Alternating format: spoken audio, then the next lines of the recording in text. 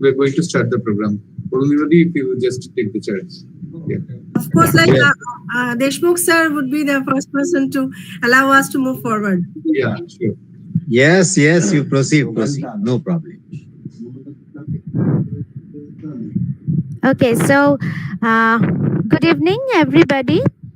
So we have gathered today online for this national seminar and students poster competition in commemoration of National Cancer Awareness Day 2024. The theme of our program today being Early Detection Saves Life. The event is being organized jointly by Department of Microbiology and IQAC of Raidiki College, Dhruvochad Haldar College, Michael Madhusudan Memorial College. All three colleges are from West Bengal in collaboration with Microbiology Society India. We are honored to have with us today our resource person, Dr. Mrinal Kanti Ghosh. Sir, welcome. Our chief patrons are Dr. A.M. Deshmukh Sir, All India President, Microbiology Society India.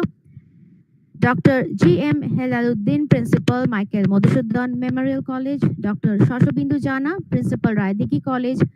Dr. Shottobroto Shahu, Principal, Dhruvochad Haldar College. We are extremely grateful to all of them. Joint conveners of the event are Dr. Kirat Kumar Ganguly, State President, MBSI, West Bengal Unit, IQAC Coordinator and Assistant Professor, and Head of the Department of Microbiology, Michael Madhusudan Memorial College.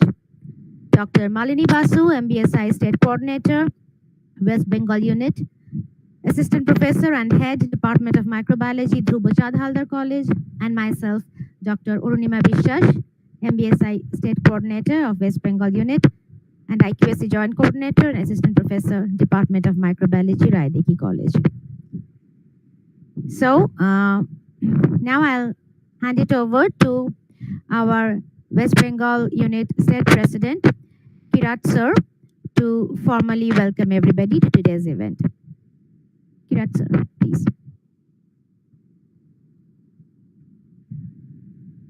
Kirat, please unmute.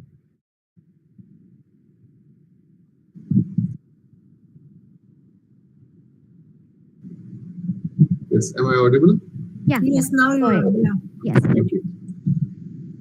It's my great pleasure to welcome you all in the National Seminar and Student Poster Competition in commemoration of National Cancer Awareness Day today, 7th November 2024.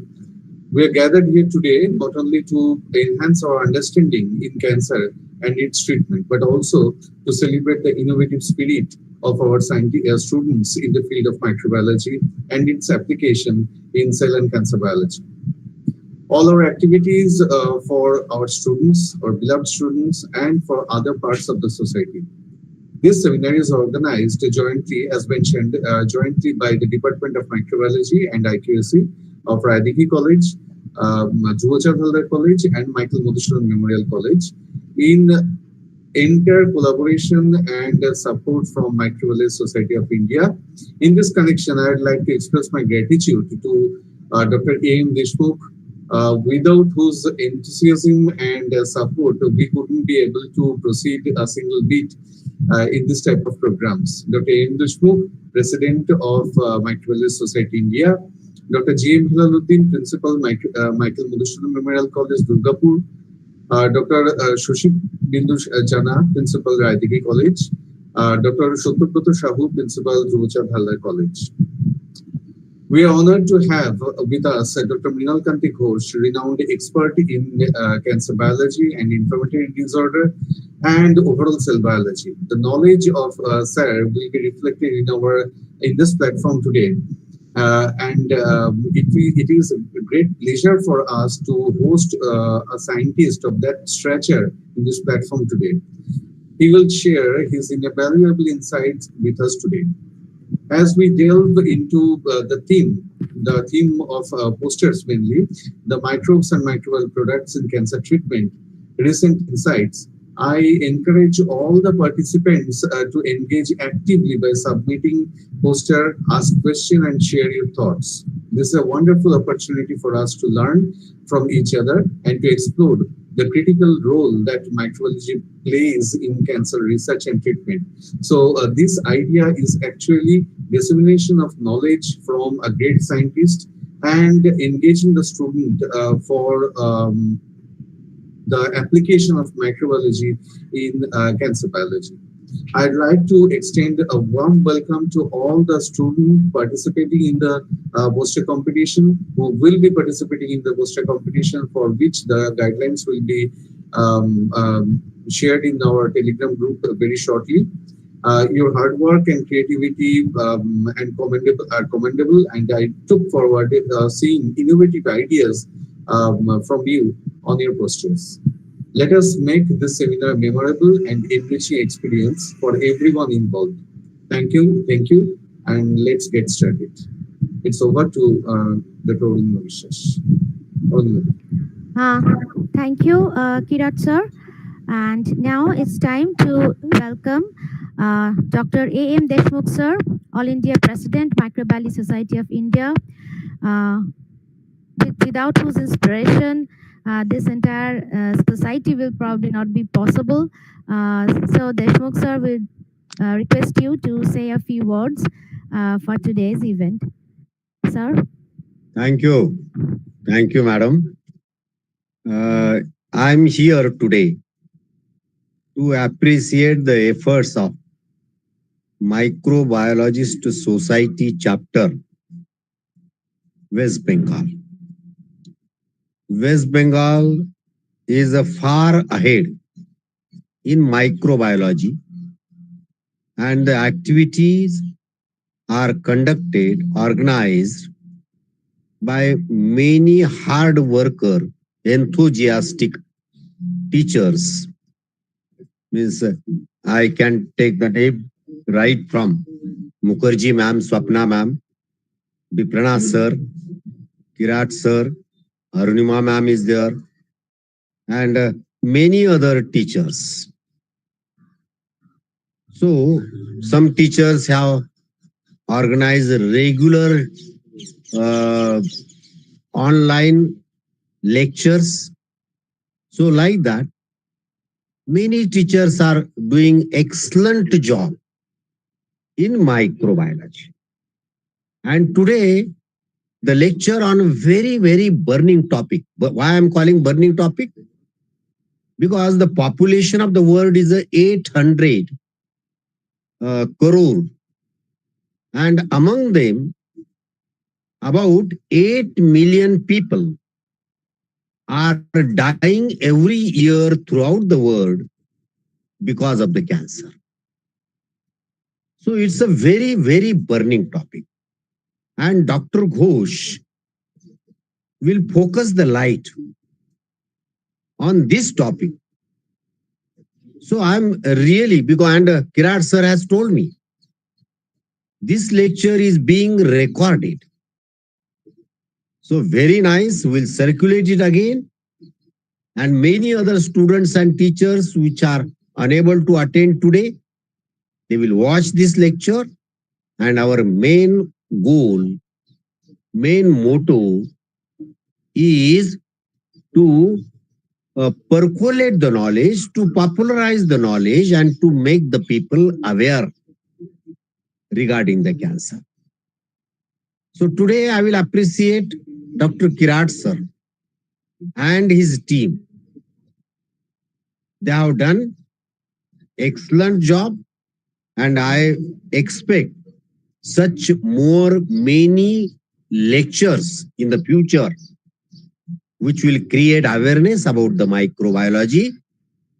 As a president of Microbiology Society, it's my duty to wish you all the best and to welcome Honorable Dr. Ghosh as a speaker today. Thank you very much. Thank you, Deshmukh sir. And now we'd like to invite Dr. Sanjeev Patankar sir, another stalwart and inspiring figure from MBSI, who was our former national coordinator. And currently he is the coordinator for courses at the Ayush Ministry on behalf of MBSI. Patankar sir, we invite you to say a few words, please. Good evening to all of you, and I am very much thankful to organizers of this particular webinar and inviting me to participate in this. No doubt, even there won't be any invitation, I would have joined, because the topic is such that it is it is a very burning issue, and the person who is giving the lecture, he is a stalwart and he is the authority in a particular field. So at the outset, all the principals of the three colleges, the Michael Madhusudan College, Raidigi College, and the third one, that is the Drukchan Haldar College, they are so they are also taking very keen interest in this particular such type of the activities. They are supporting the Microbiology Society India for the different type of the activities as such. So because in past also I attended certain type of the programs for the Michael Madhusudan College. I have personally visited Drupchan Haldar College last year. So all these colleges, they are supporting the Microbiology Society India and for their work. So it gives a good type of the sign that the academic environment that exists in all these colleges and as such in the West Bengal. So again, I'm not taking much more time. The today's event, it is a very, very important, as Dr. Deshmukh sir said, and the theme of this particular type of the webinar, it is what the early diagnosis saves the life.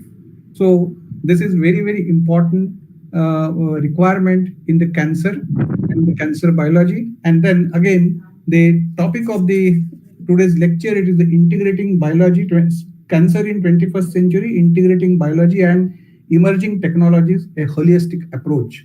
So this is what it is needed in order to tackle the problem, because all of us know the cancer patients, they are increasing, and as of now it is nearly about every year new 41.1 lakh people, they are suffering from the cancer, particularly in case of the breast cancer and HPV. The increase in the patients, it is very, very high. In case of the ladies, they are suffering this particular type of the issues.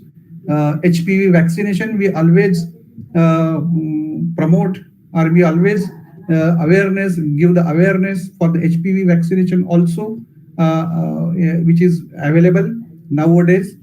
One thing it is there are certain microbiological interventions, they can also be done. For example, the promotion of probiotics and other type of the thing, because they are also anti-cancerogenic and they are having such type of the properties.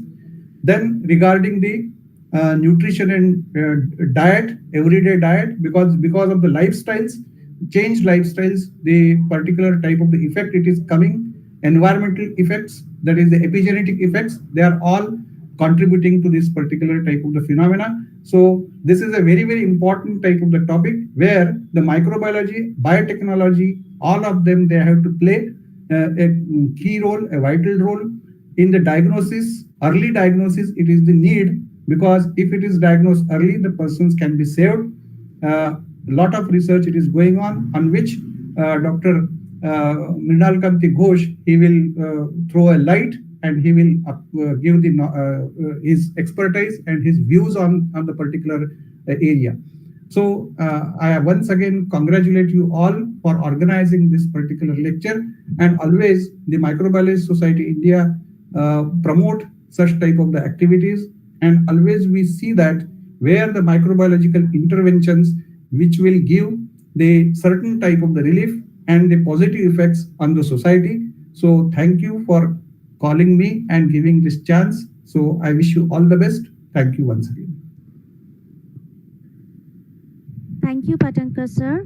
I'd like to mention here that our principals from all the three colleges, although they couldn't be here, they have all wished grand success of today's event.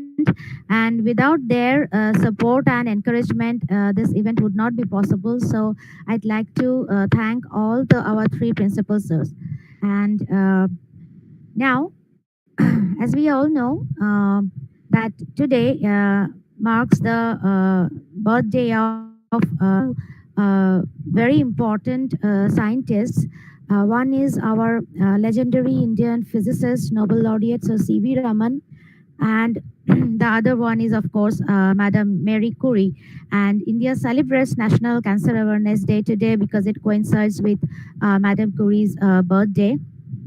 So now we'll have a brief tribute session to Madam Curie, and which will be done by Shuchandana Chaudhuri, semester 5 student of Department of Microbiology, Michael Madhusudan Memorial College. Shuchandana, the platform is yours. Thank you, ma'am. I'm Shuchandana Chaudhuri. Good evening. I'm here to commemorate a lady and one of the greatest scientists on Mother Earth who devoted her life in research of the cancer treatment. Maria Salomia Sklodowska-Curie, known simply as Marie Curie, was a Polish and naturalist French physicist and chemist born in Warsaw on November 7, 1867. The daughter of a secondary school teacher, she received a general education in local schools and some scientific training from her father. In 1891, she went to Paris to continue her studies, where she obtained licensureships in physics and mathematical science.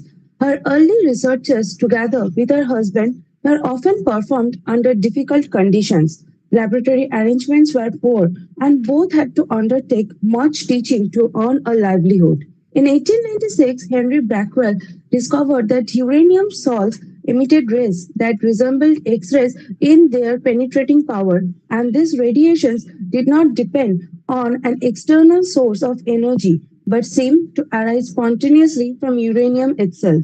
Influenced by this discovery, Madame Curie decided to look into uranium rays as a possible field of research. Using an electrometer, she discovered that uranium rays cause the air around the sample to conduct electricity. She hypothesized that the radiation was not the outcome of molecules but must come from the atom itself. Madame Curie also developed methods for the separation of radium from radioactive residues in sufficient quantities to allow for its characterization and careful study of its therapeutic properties. Her findings and discoveries had also contributed in the treatment of cancer. She discovered radium and polonium that was used as radiotherapy and was first used in brachytherapy. Cancers of the breast, prostate, and brains were among the first to be treated by this method. Her findings also enabled the development of nuclear medicine using radioactive isotopes for cancer diagnosis and treatment. She was awarded twice with the Nobel Prize. Firstly, she, along with her husband, was awarded for physics in 1903.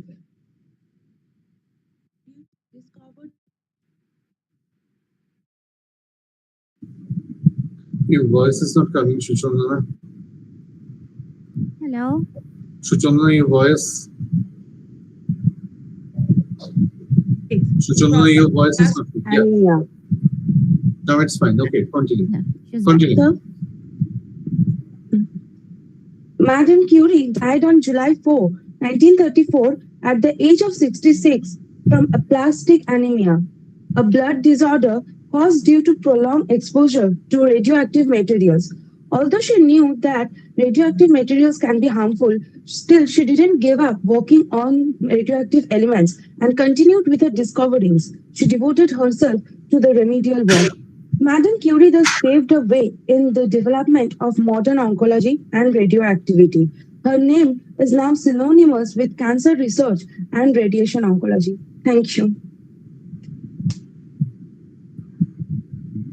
Thank you, Shuchandana. Thank you so much for the lovely and heart-touching tribute.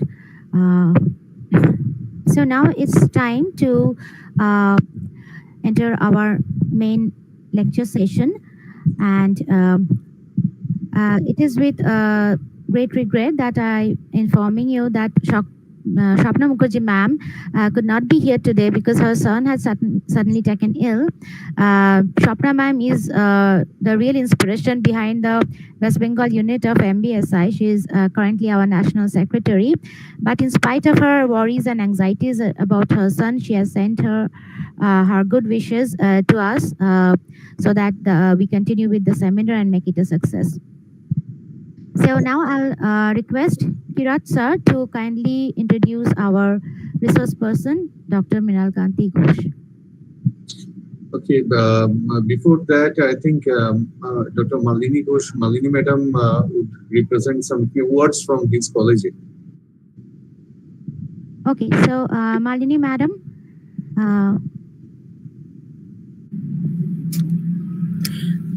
Okay, good evening to one and all, and welcome you on behalf of all our three colleges and also from Microbiology Society India to be with us on this evening on a special day, I should say, where we have the opportunity, and in one word we can say we are blessed to have the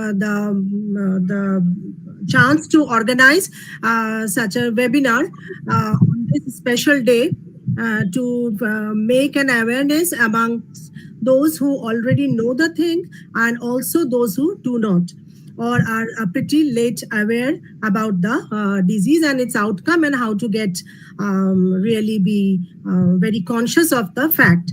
So my words from our Department of Microbiology, Dhruvochand Haldar College, as an officiating as HOD, I convey our heartiest gratitude to and welcome Dr. Mrinal Kanti Ghosh, Chief Scientist and Head, Cancer Biology and Inflammatory Disorder, CSIR IICB, the true campus, and he is also the professor, ACSR, New Delhi. So welcome you, sir, and we feel all together, our team members, that it is an excellent opportunity to have sir with us to deliver a very pertinent topic on a very special day. Thank you. So welcome you, and I would transfer to Kirat sir to continue the session. Thank you so much, madam. So we are approaching towards the main attraction of today, and it's a very honor for me to introduce a scientist like Dr. Mrinal Kanti Ghosh. Sir is very close to me, I think, close to me. And it's a great pleasure to introduce our esteemed speaker for today, Dr. Mrinal Kanti Ghosh. Dr. Ghosh is a highly accomplished chief scientist at CSIR Indian Institute of Chemical Biology, IICB, and professor of Academy of Scientific and Innovative Research, ACSIR, with a PhD in biochemistry from University of Calcutta. He has dedicated his career to in advancing our understanding in cancer biology and inflammatory disorder. After a prolonged postdoctoral research in abroad, Dr. Ghosh joined Indian Institute of Chemical Biology. Dr. Ghosh has an impressive portfolio of research with very high impact publications, books, focusing on critical areas such as signal transduction in cancer and the role of chromosomal instability in immune invasion and metastasis. His recent publication in prestigious journals highlight his innovative contribution to the field, including insight into the therapeutic opportunities in lung cancer and in the implications of carbon nanotubes, very striking field, the upcoming field in cancer diagnosis and treatment. It's very much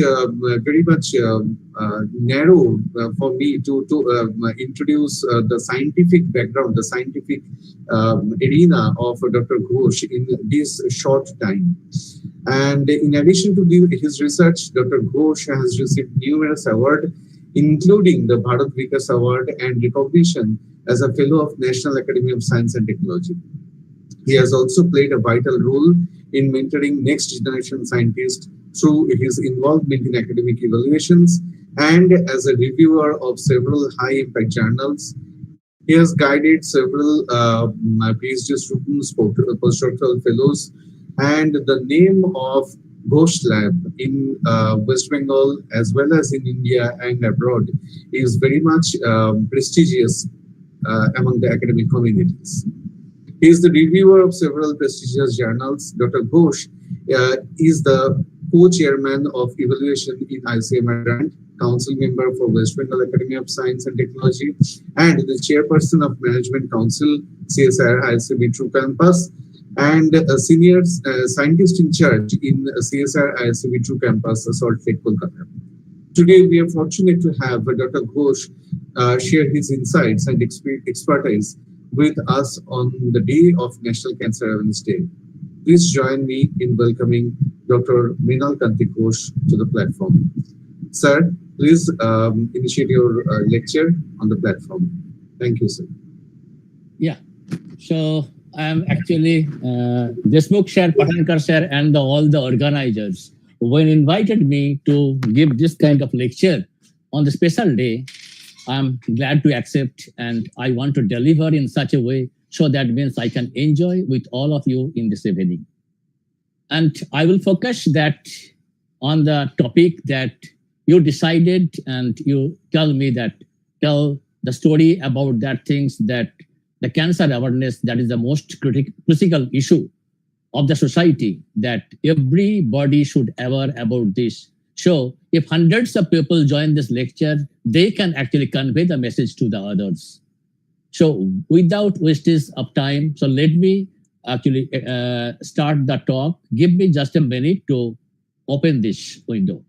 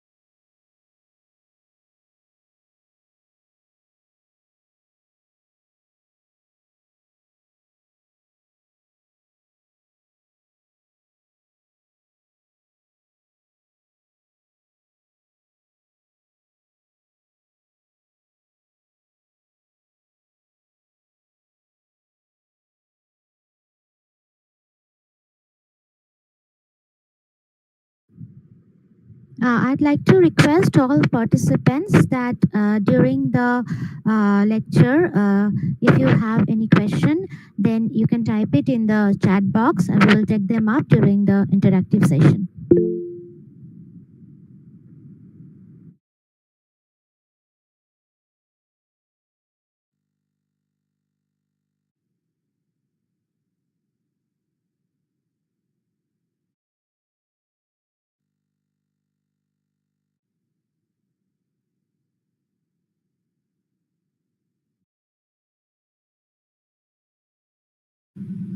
Kirat sir, may I request you to ask? Okay, no, it's just there. Okay. No, it's visible. Yeah.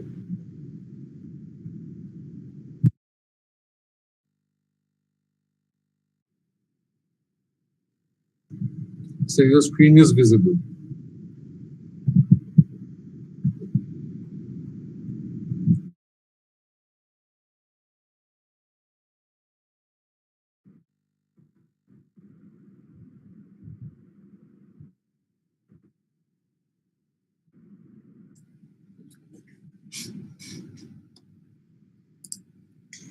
You can push it.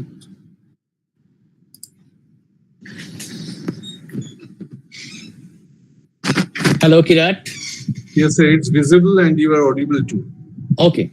So I'm clearly audible, right? Yes, yes. Okay, so let us enjoy. Full screen. Last Is it full evening. screen? Yeah, it's full screen. Yes, full screen. So, okay, let us enjoy this evening with the integrating biology and emerging technology, a holistic approach to understand the cancer, the dangerous disease. And we know that victims and victims' family and the friends, they are worried when there is in a family, someone is the victim. And we all know that what happens at the end.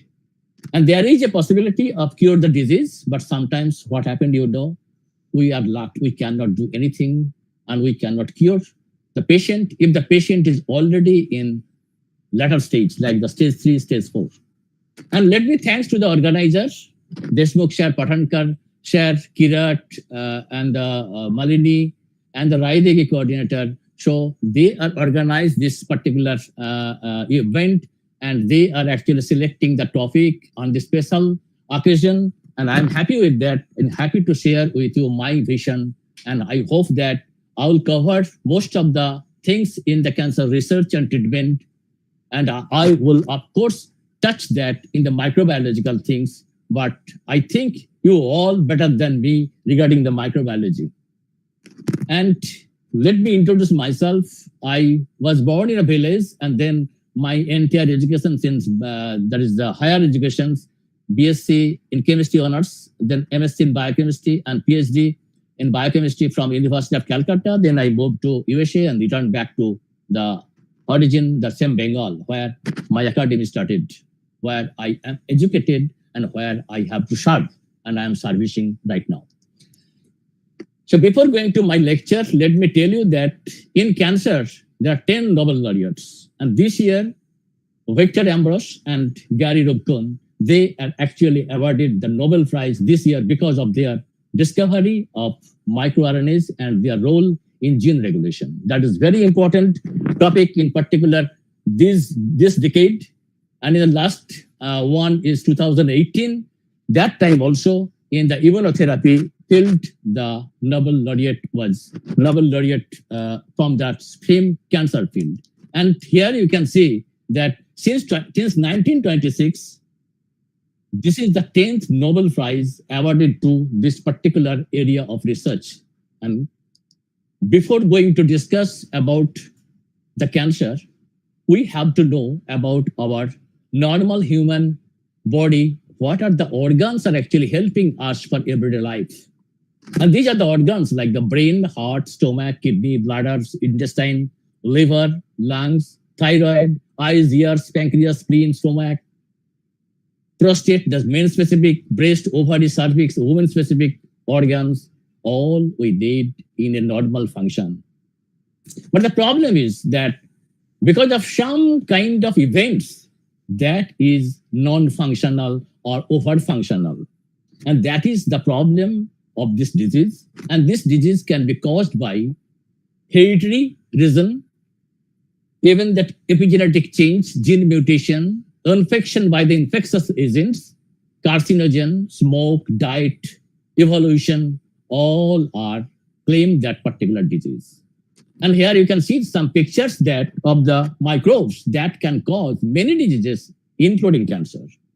Not all cancer, but some specific cancer, when that particular infectious agent infect a cell in our body, and our body composed of billions of cells. And inside the cell, there are specific organelles that we all know, like the nucleus containing the hereditary material as a DNA, mitochondria, the powerhouse of the cell, endoplasmic reticulum, lysosome, ribosome, Golgi apparatus, all are helping different processes. But the major process is that the central dogma we know, DNA to RNA to protein, that in our body, all cells, this particular dogma is propagated. So there is replication, transcription, translation.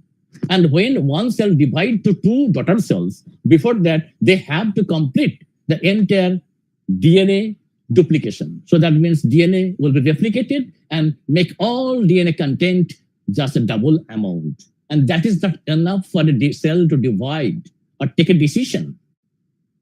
But along with the replication process, there are the parallel processes are controlled, that is transcription, translation.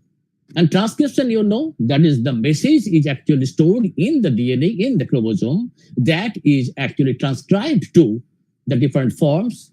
And one such form is called mRNA. And that is the messenger RNA. That means the message is inside that particular RNA. And that transcript then converted to translate, that means decoding. So that the message is decoded to another form that is polyamino acid chain, that is called polypeptide, but it's not a protein.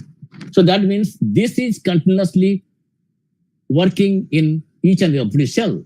And that polypeptide, slowly it is converting to that different type of modifications. It is going to be matured and producing a particular protein. And that protein is not enough for all functions. Protein may be the structural or the functional. But sometimes what happens, most of the proteins, they need some kind of modifications like acetylation, phosphorylations, methylations. It's not like that each and every polypeptide will be matured to protein and the proteins will be post-translationally. It is the conformations will gain, and that is all maybe the right conformations. So there is a possibility of non-conformational proteins that will be degraded or by the proteolysis process through ubiquitination. And there is a balance things is the ubiquitination to shape that particular. So that means that balance is going on. So the cell is maintained, each and every protein in a particular threshold, and then it can do normal function. And there is several processes that is control the proteins inside the cells. And the 20,000 genes are transcribed actively in our each and every cell. So 20,000 messages are actually decoded. There is a huge, and each and every one is under control by different organelles or the different proteins inside the cells are controlling the proteins. So protein control protein. So that means each and every protein have some kind of restricted function. And suppose that proteins, when it is active, they have a lot of different functions inside the cells for cell division, cell differentiation, and other processes. And proteins within the cell, they control the cell cycle, and we know that each cell is cycling, and that means it goes to G1S, G2M phases, and then it's divided and produce two daughter cells of the similar type. And this process is going on that when one egg cell is actually fertilized by the sperm, then it is producing two daughter cells of the same picture. And in our body, we know there are biological clocks and there are another invisible clocks. And that invisible clock is everybody's systems is there. And the clock ticks on, the intrinsic design limitations and trade-offs of our bodies eventually come into play. And that is called transformation. And in a cell can be transformed to another property. Either it will be die or it will live. So that means it will getting extra power or it will lose some power. So that different kind of things happens. And eventually what happens, the cancer is evolved. And there are two models, like the stochastic model and the deterministic model. And what happened, that evolution, the billion years of evolution evolved that something will change always. And there is a variation. And that variation, so when that is fit for the system, because of this fitness, there is a selection process started, and that cell is selected for getting or gaining another property. That property helps the cell for extra power. So evolution is helpless to eradicate anything which manifests post-reproductively.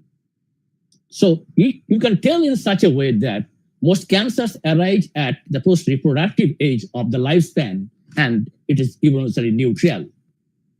And because of these kind of processes, evolutions, or the different effects that infection or epigenetic change or genetic change or something else, the cancer can appear, and there is a huge cancer burden worldwide. There are different organs that can be affected, and all the organs are not alike. So that means they have different cause for these cancer productions in a particular organ.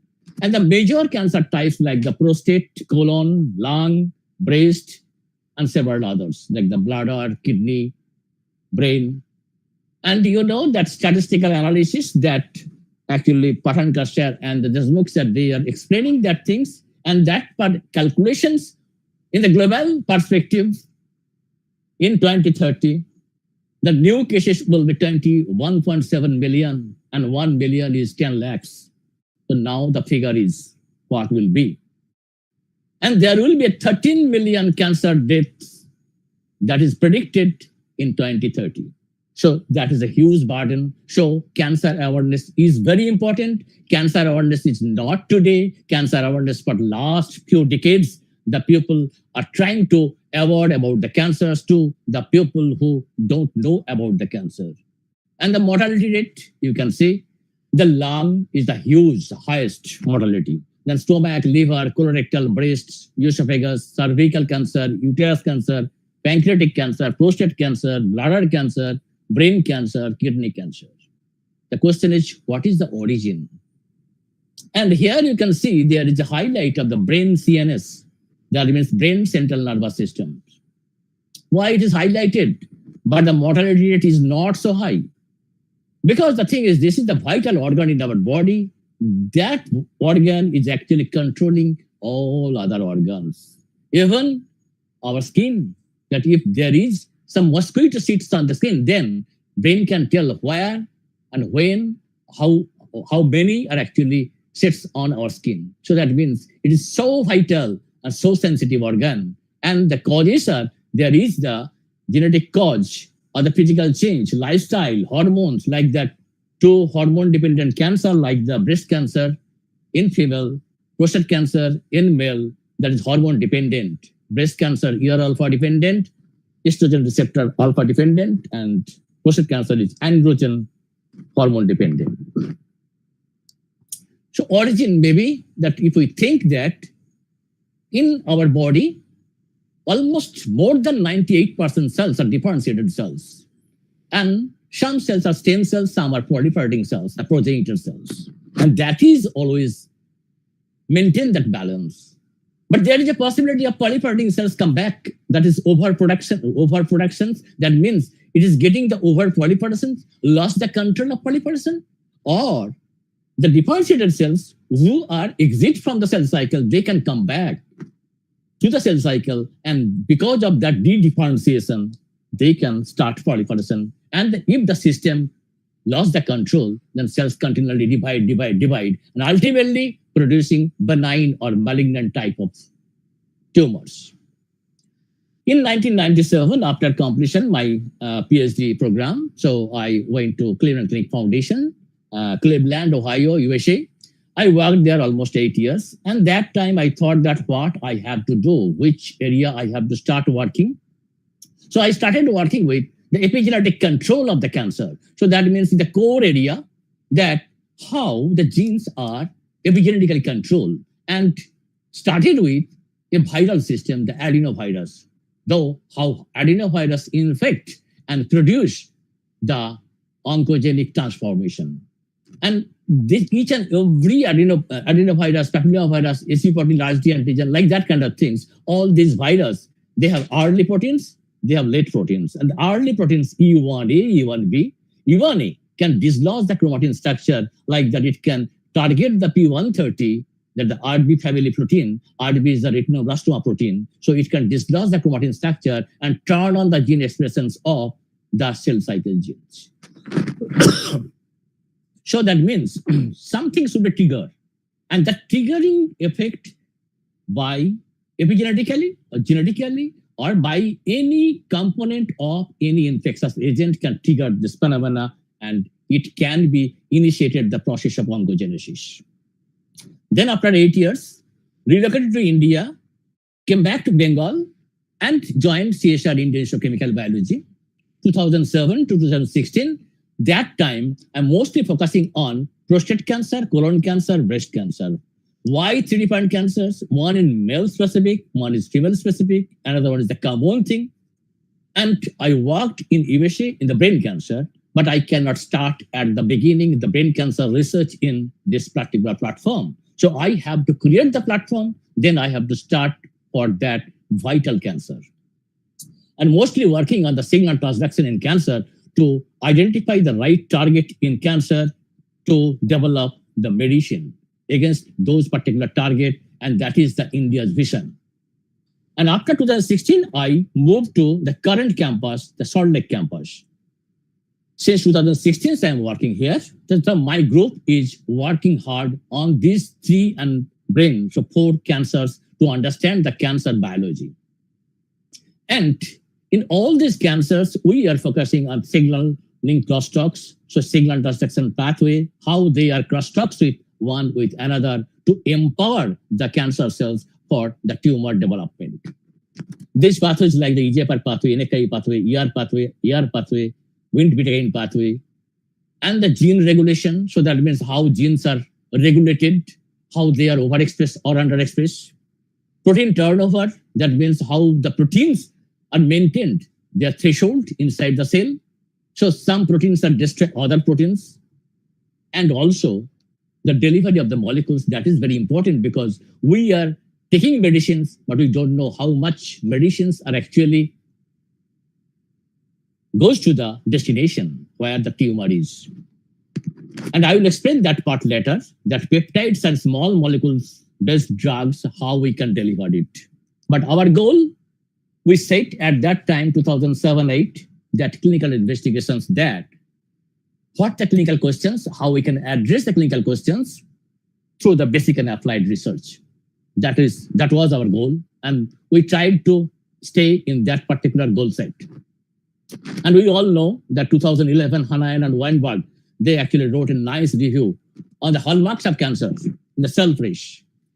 And that those hallmarks like the sustaining proliferative signaling, evading growth suppressors, so that growth suppressors cannot be prevent that growth process, activating invasion and metastasis, enabling replicative immortality, inducing angiogenesis, that is very much required for to supply the oxygen and the food to the cancer cells, resisting cell death.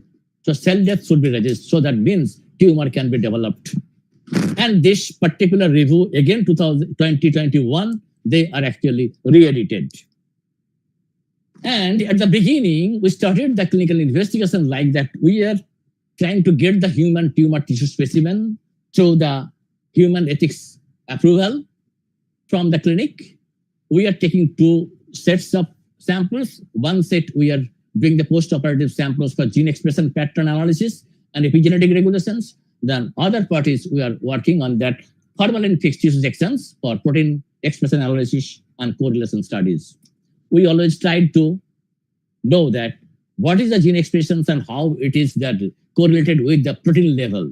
And protein as the ultimate molecules that is actually changing everything. So our candidate proteins, we're working on the RNA helicases, kinases, and the protein threshold maintenance, enzymes, families, E3 ligases, demucotinases, the receptors like EGFR, SSTR2, tumor suppressors, PML, PBT3, and PTEN. There are some few others like FOXO3, FOXO family proteins, but there are many oncogenes. There are countable tumor suppressors, but uncountable oncogenes. Those are discovered and those not yet to discover. So we will enjoy now that about to know that what are the different major cancers and what happens, how we can diagnose those, how we can understand the cancer processes. In prostate cancers, what happened that generally the diagnosis can be done by the digital rectal exam. And after that, if the doctor is thinking that there is a possibility, then PSA test, the blood test. PSA is prostate-specific antigen. And generally, this is the disease of the aged people that men, when it is crossed the 45, 50, every year have to maintain this test to understand that PSA is within the level. If cross the level, then further analysis may be required or treatment may be required by clinicians. And there is another one that is called the PSCA, prostate stem cell antigen, a novel prognostic marker in prostate cancer. And this is under clinical trials. And for metastatic castration-resistant prostate cancers, this cancer remains lethal. There is no drugs are available. Recently, one chimeric antigen receptor CAR T cell therapy is actually in the clinical trial. So if it is coming to the market, it will help us very nicely. And the clinical trial, the post-cells are the directed T cells in men with that metastatic castration-resistant post-cancer treatment. Here in the picture, you can see there is two picture. One is normal prostate, another is the prostate cancer. And you can see that you can clearly visualize that what happens when it is in cancerous stage. The architecture is totally lost. And in the right panel, you can see that hyperplasia versus neoplasia. So Ki67 is the marker for the proliferation. So that means it is huge in the neoplasia. So that means neoplastic tissues, that is highly proliferative. And if you check that the other cell mass of these two left and right panel, you can see the cell number increases.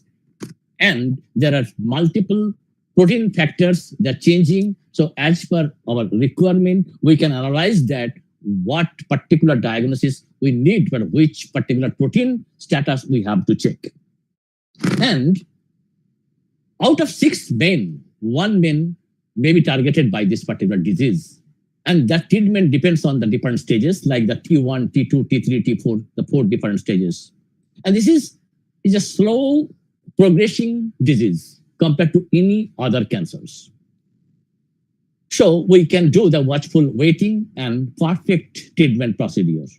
There are procedures like the radiation therapy, hormone therapy, vaccine, surgery, chemotherapy, cryotherapy. Vaccines are available. Hormone therapy, there is at the beginning, doctors are actually prescribed for the androgen ablation therapy. So if you remove androgen, what is the response? Then the second level of treatment. And surgery, chemotherapy, and radiation therapy is common to all cancers, but not the same radiation therapy, not the same dose of radiations. It is specified by specific cancers. Let us know about the breast cancers. In the breast cancers, we know that there is a particular subtype called the TNBC, triple negative breast cancer, that is dangerous. Breast cancer is self-dangerous, and triple negative breast cancer, that it is hard to get the patients in the cure form. And there are some genes responsible like the BRCA1, BRCA2, and hope you know, couple of years back, there is a story about the BRCA1, BRCA2. And there is another gene is HER2, and the p53 tumor suppressor. That p53, when it is a wild type, it is tumor suppressor, but when it is mutated, specific mutation, making it highly cancerous phenotype. So that means that p53 is dangerous when it is mutated. And the disease process like normal to hyperplasia or dysplasia, then in situ carcinoma, then adenocarcinoma, or that means you can metastatic carcinoma. And when we carefully looked about the gene clusters, we observed that in the panel, middle panel, you can see there is a transcriptome analysis where you can see E-cadherin, FOXO3, PML, these are actually reduced. That is, the green is high, red is low, so they are reduced, whereas N-cadherin, survivin, vimentin, here alpha, they are overexpressed. So that means these are responsible for the metastatic progression, and that cells can be metastasized. We can also do the different other factors we can check. We can do the validation of different results of the in vitro results. We can do by tumor development, that is by xenograft modeling, or we can use the nude mice, and we can check that what are the genes responsible for that oversized tumor development. And out of 8, 1 woman can be affected by this particular disease. And there are different stages like that. Tumor can be developed in the glandular tissues, and it then metastasizes to the lymph vessel. It can go to the other tissues, and that is happening in other cancers also. And it can grow in other organ. So one organ, when affected by cancer, then another organ can be affected by the same disease. And there are treatment procedures like local therapy and systemic therapy like chemotherapy, hormonal therapy, targeted therapy. So more drugs, more effective drugs are required, more effective targeting is required. What about colon cancer? That is because of the lifestyle disease. Deshmukh and Patankar sir is telling that, oh, there is a problem in the lifestyle. Yeah, that is very much important about lifestyle. And generally, when colon area there is a pain, then we go to the doctor, and doctor is generally prescribed that the colonoscopy. And colonoscopy is actually can tell you that if there is the abnormal growth in any position. And if that is happening, then we have to do further test, and we have to do the ISC or biopsy analysis of that particular few samples. And out of 20, there is one person can be affected by colon cancers. And there are 5 stages, 1, 2, 3, 4, 5. At the 5th stage, it is spread to the other organs. Here in our lab, we did a lot of works on colon cancer in last 10, 15 years. And all the data we validated by the mice model. So we actually implanted the cancer cells in the flank region, and then we developed the tumor. And then when we treat with the different compounds, we check that it is increasing or decreasing some genes like the P68 is RNA helicase. When it is overexpressed in particular cell, then it is stably expressing and producing bigger tumor compared to the original cancer activity of this particular cell. And it can be metastasized, so it can go to the lung, and lung nodules can form. And we observe that when P68 overexpressed, it is producing more nodules, more number of nodules, and the bigger size of nodules. So that means P68 is oncogenic. Like that, many other genes, we explained that why that is oncogenic, how we validate in the animal model systems. Regarding all these cancers, the prostate cancer, breast cancer, colon cancer, there are diagnostic tests that are available, like lung cancer, CT scan, and there are some markers like the EGFR, ALK. These genes you have to monitor. Not all the 20,000 genes you have to monitor. We have to monitor for specific genes, those are marker for particular disease. Like prostate cancers, PSA, that I explained before. In breast cancers, generally mammogram, MRI, that is important. And we have to investigate about the status of the BRCA1, BRCA2. The BRCA1, BRCA2 mutations or overexpressions or anything. In colorectal cancers, colonoscopy, but most important genes are KRAS, NRAS. So we have to investigate about the status of the KRAS, NRAS. Ovarian cancer, again BRCA1, BRCA2, and ultrasound can be the preliminary stage, primary test. And the leukemia, generally blood test, CBC, and the bone marrow, the biopsy is important. So these are few examples, but each and every cancer, there is particular test, there are common tests. Common test for multiple cancer, but not all cancers. After that, we decided that for the cancer research, we need huge amount of money and we need huge amount of knowledge. So that means inside a cell, if we do not think about the glucose, about the metabolism, about the DNA, about the RNA, 20,000 proteins are there. So now you can see how complicated the system is. Now we have to decide how we can carefully look after those things, what is required. But it is systematic events. That means proteins are functioning, they are systematically, roadmaps are there. There are some pathways are there. There are some proteins, they are organized for a particular functions. Proteins are localized in a particular area. That means lysosomal protein, the proteolytic enzymes, those that go to the lysosome. The powerhouse, they have separate set of proteins like that. So that means each and every protein, they are under control. So the complex systems, if we try to understand, we need huge amount of money, huge amount of knowledge. So collaboration is required. So we collaborated with the Mayo Clinic USA. We collaborated with the Systems Biology Institute, Japan. And that collaboration was 3 to 5 years in last decade. Now, tell you after this collaborations or even that I started this work when I was in USA in the brain cancer research. But let me tell you that, let us know that what is the beauty of this particular disease, why so critical, why it is highlighted to the worldwide society.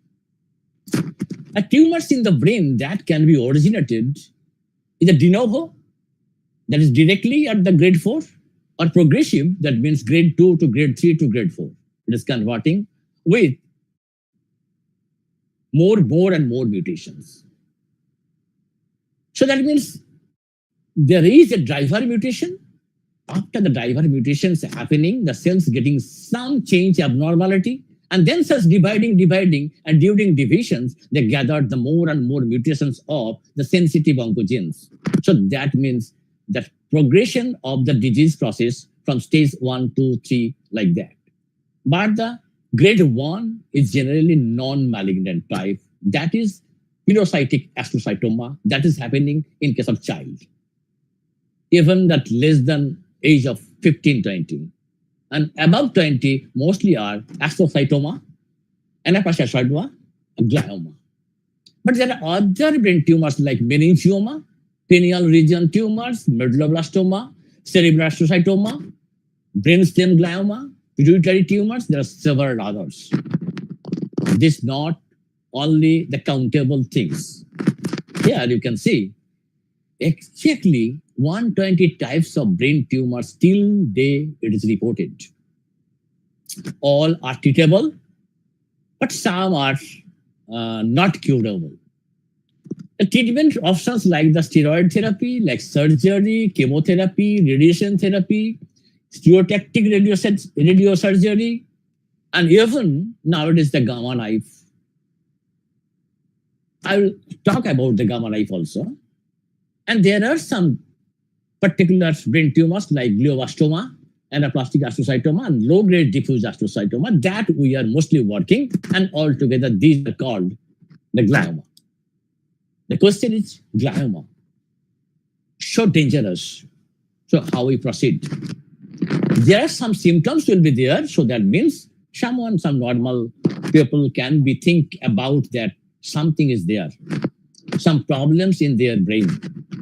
So they have to go to the doctors. They have to examine. There are symptoms like the sudden headaches, difficulty with balance, dizziness, nausea, vomiting, vision impairment, hearing impairment, seizures, like that kind of symptoms can appear. And that doesn't mean that there is a brain tumor. Something can happen not as a tumorigenic system.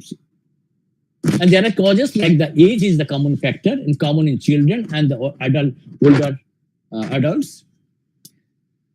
And that was in the 1 decade before, but nowadays, no, not the children and the older adults. Any age can be affected by the brain tumor.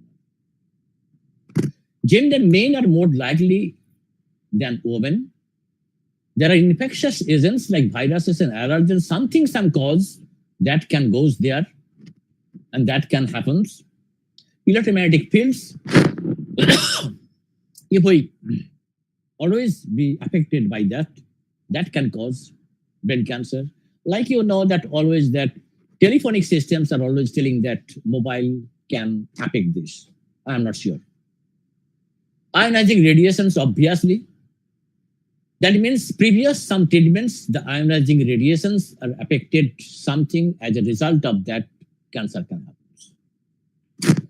Some head injury and seizures sometimes happens, but after a couple of years, after a decade, that brain cancer can appear.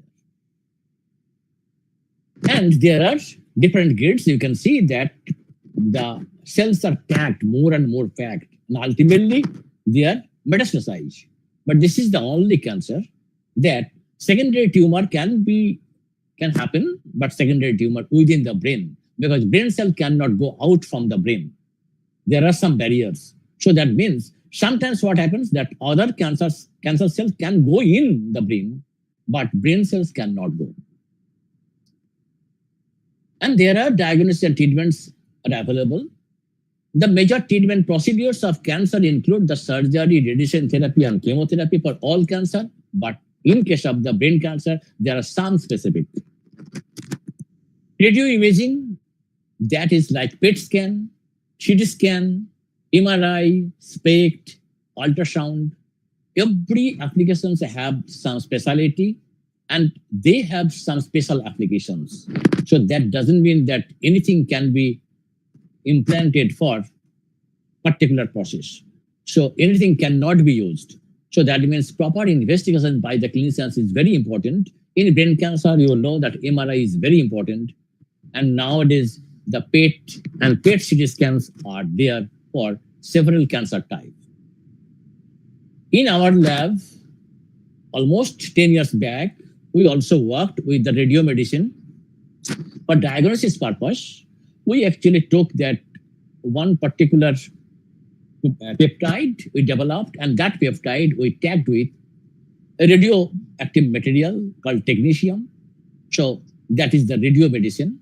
That radiomedicines we worked thoroughly in the in vitro systems in our lab. Then we applied to the tumor systems in vivo. So how? We developed the tumor intracranially inside the brain. So when the tumor is developed, after that, what we did, we compared that with injecting the radiomedicine through the tail vein. It goes to the blood and throughout the body. But you can see the top picture, the brain image is there within 15 minutes, and after 30 minutes, that is clear. Nothing is there. And in both the cases, you can see ultimately bladder is highlighted. So that means radiomedicine goes to the bladder, to the urine, and it goes out from the body. So body cannot be affected. So that was reported in 2012. And treatment of brain cancer is very important, and there are continuous development of the brain cancer treatment. There is the contrast enhanced MRI. There is a craniotomy with 5-ALA fluorescence dye, so that can be fluoresced and giving the different kind of color to the tissue versus the tumor tissue. External beam radiation therapy. And there are a couple of drugs are available that is applied for the brain cancer patient. One such drug is temozolomide, or it is another name is temojam or TMZ. And that drug is huge costly. That is chemo. That when brain cancer happens, then all the time surgery cannot be done. Because of that, the position of the tumor. In some positions, if the clinician, the surgeon, do the surgery, then there is a paralysis can happen in the body. So all the brain tumor cannot be removed by surgically. There is a treatment procedure, the radiation therapy. There is a treatment procedure, the chemotherapy by temozolomide. And temozolomide, like 100 milligram drug, is cost around 13,000. And 250 gram around 21,000. Huge, costly. Every day you have to take one capsule. That is problematic. And during radiations, generally 100 milligram capsules are taken by the patient, and there is a 6 or 7 cycles, total 35 radiation cycle. After that, there is a gap of 6 months to watch the patient. But in what is the record is that in last 20 years of research and clinical and the basic research, that is giving only 3 months of lifetime, additional lifetime. So that means grade 4 brain tumor patients generally dying within a year to within 12 months. After the different several treatments, even the gamma knife, it is extending 3 months, that means 12 months or 15 months. So that means if the brain tumor is grade 4, then lifetime is 15 months. After all treatments, all costly treatments. And if it is a lower grade, then maybe 15 years for the grade 2, and 10 years, 5 to 10 years for grade 3.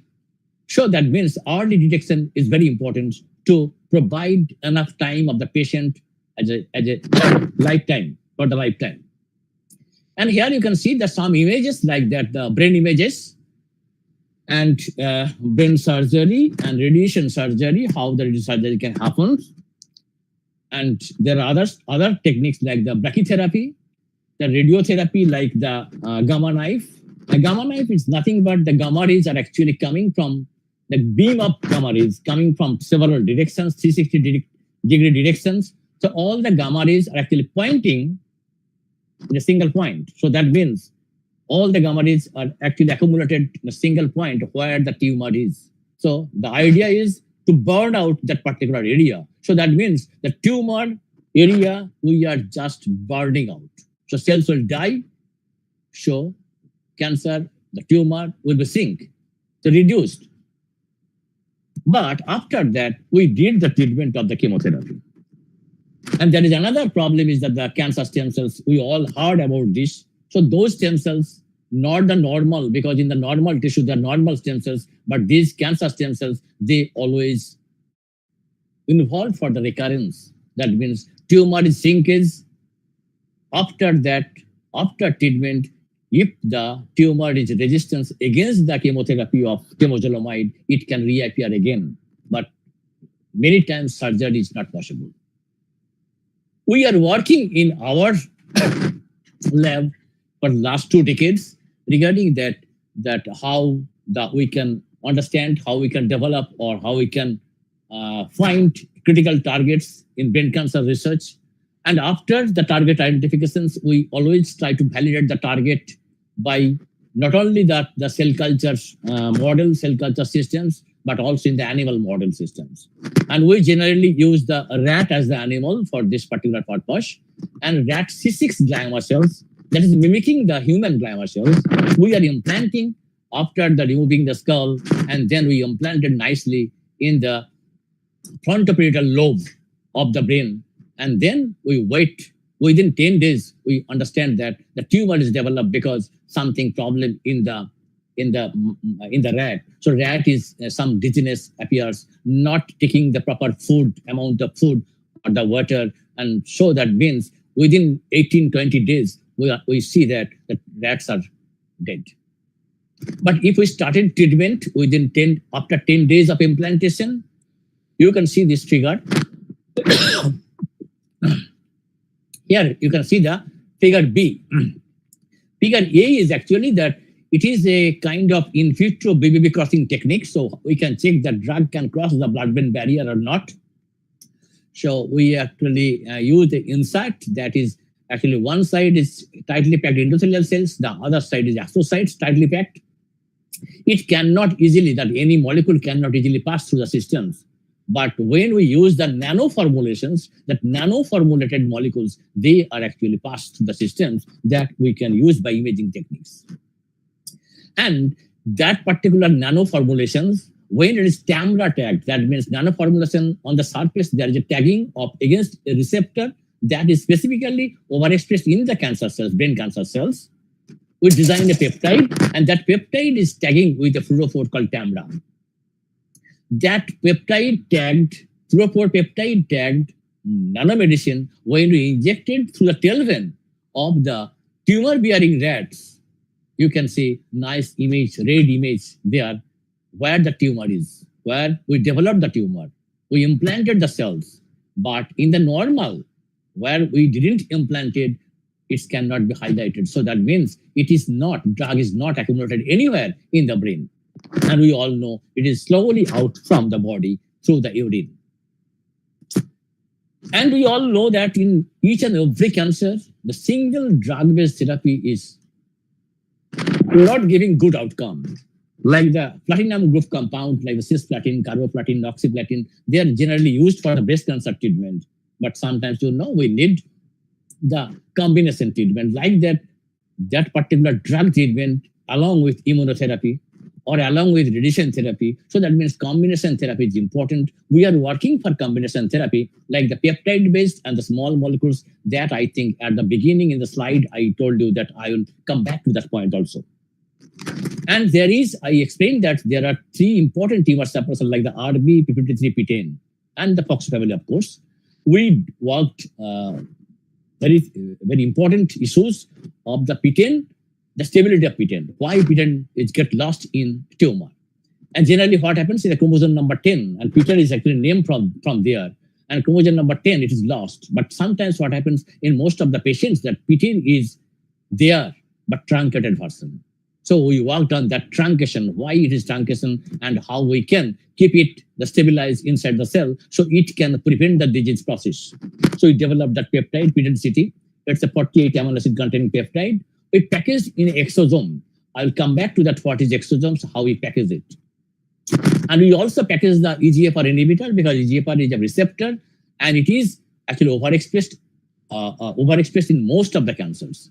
In vein cancer also it is overexpressed. So we are using that DIM, diinterlyl methane, that particular natural product-based molecules we actually packaged in a nanoformulations that is prepared with the PLG.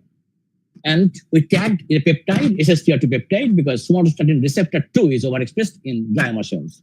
So that receptor, targeting that receptor, we developed that somatostatin peptide, and that peptide is actually tagging with a molecule, that's fluorophore. And that two molecules can be used together to treat particular brain tumor model in rat. So that means it can be can give some better effect. And also we are working with the brain tumor samples we are actually receiving from the Polyclinic, Kolkata.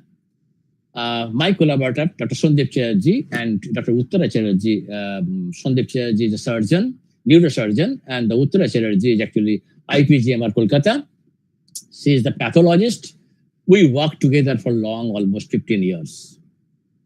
And we are getting the samples, and those samples we are doing the transcriptome analysis to understand the disease process, to understand the cancer pathways, or cell cycle regulations, or apoptosis regulation factors, or puberty signaling or wind signaling, which one is disturbed and which one is aberrantly activated for this particular disease. So that means our target will be there. So combination therapy, we can target, along with temozolomide, we can target that particular. And temozolomide is a compound that is actually damaging the cells by DNA intercalation. So it is actually modifying the residue, one residue, and that is methylated, that residue. And there is a protein called MGMT that is methylase, that removing that. So ultimately getting the chemo resistance. I am not going in deep in that particular area. So now, better to enjoy this evening, so we have to go a little bit in the innovative technologies and cancer treatment. And we all know that CRISPR, robotic surgery, cryo microscopy, although along with those, the artificial intelligence and the telehealth that help us a lot. And there are many techniques are actually under development. Here you can see in the picture of robotic surgery. So now what happens? Previously, doctors manually make all surgery, either ovarian or breast or brain or prostate. Everything should be the manual to open and then do the surgery. And then it was recently what happens that they are using some instrument. So that means they are producing 3 holes and make the surgery. And now the techniques is robotic surgery. The total things is by a robot, it can do everything to remove properly from the lesion. So there is no manual error, but maybe the instrumental errors should be there. So we can be achieved one day that instrumental error is totally gone. So that means each and every surgery will be very nicely, it will be done, and it can remove the entire tumor mass from the tissue, from the organ.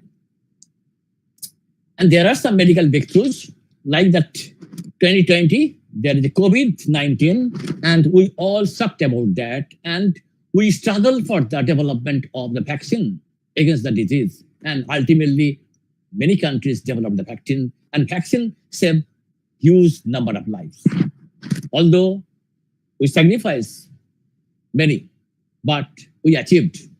And now we don't have any fear about that particular COVID-19 disease. We know that things, if we fight, we can win. And there are some other diseases like the cervical cancer. There is a problem that is human papillomavirus caused the disease. And for the disease, women actually have to go for pap test. And you know, there are vaccines that are available, and that is called the Cervarix. Initially, doctor tried to prescribe that vaccines, but people do not take that vaccines because there are some problems appears at the beginning. But after 13th, I think each and everyone should take the vaccines if the health is okay. There is another innovative lung cancer vaccine, is BNT116, that is mRNA-based vaccine. That is also in clinical trial. Hope soon it will be in the market. There are vaccine types like the hepatitis B vaccine, the Sipuleucel-T, that is for prostate cancer, and there are other researches going on against the melanoma, lung, breast, and other cancer vaccines. And there is another popularity is coming that sometimes people are telling that personalized medicines, because we all look different. We all have different power. We all have different mind. We have different settings. And that is because of our hereditary, because of our DNA systems, because of that 20,000 gene expressions. So we all different because of 20,000 gene expressions. Some are in different level or different context. And the different gene expressions pattern can tell that what is the problem, what can be done. And here is the sample I am giving that the brain cancer is the gene expression of analysis of the GBM samples done from the NIBMG, National Institute of Biomedical Genomics. That institute, actually, they are doing that things, and then we analyzed it, and we observed that several of genes are actually changing. So one day, maybe the genome medicine will be available, and of course, it will be huge cost. I think only a % of people can achieve that things. Otherwise, it cannot be. Another most important issue that I can tell that chemotoxicity, because of that, when we deliver a drug, because chemotoxicity appears because of the chemical compound we are using for anti-cancer activity, and we remove the cancer burden. But the thing is that when we inject it or orally taken the medicine, what happens? It can go to each and every cell to our body. So each and every cell can be affected because of that particular molecule. So chemotoxicity can appear. So the right way to reduce the chemotoxicity, we have to do something that can prevent the connection between each and every cell from the drug. So drug can be encapsulated by exosome, by nanoparticles. Another issue is that drug during delivery, like the peptide drugs, that can be damaged during circulations. So new technology is required for delivery of drugs to the destination where the tumor is. And especially for brain cancer, there is another problem, that is blood-brain barrier. And this is the picture you can see that different type of cells are engaged for that, this barrier. And this barrier is not a real barrier. It's a tight junction. And through the tight junctions, nothing can easily pass. And there are the agents like alkylating agents, platinum complexes, antimetabolites, cytotoxic antibiotics, spindle poisons, even the topoisomerase inhibitors. That can be used for the cancer treatment because they have the anti-cancer activity. So novel technology that we are pursuing last 10 years, 12 years, that is nanotherapy. That means we package the toxic molecule inside the liposome or PLGA. Mostly we are doing the PLGA. And there is exosome. I think 2015 we published that particular research paper. The peptide therapy, that PTCD can be packaged. So natural nanovesicles. So that means each and every cell always secretes vesicles. And those vesicles are the microvesicles. One such microvesicle is the exosome. And here in the right side panel picture, you can see that exosome can carry mRNA, miRNA, several proteins, even actin. And these molecules can be, these vesicles can be fused with another cells and can load the materials to that cell. So that means cell-cell communication can be used.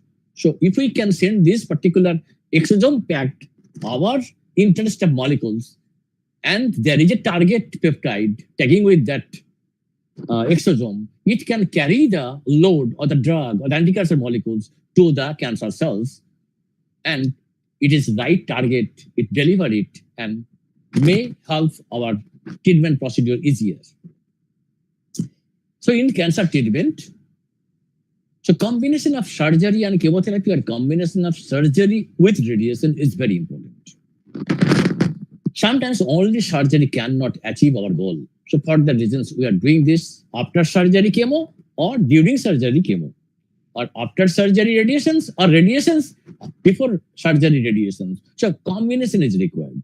And recent new development is immunotherapy, targeted therapy, and the hormone therapy is not the new, it's old, but continuously it is developed.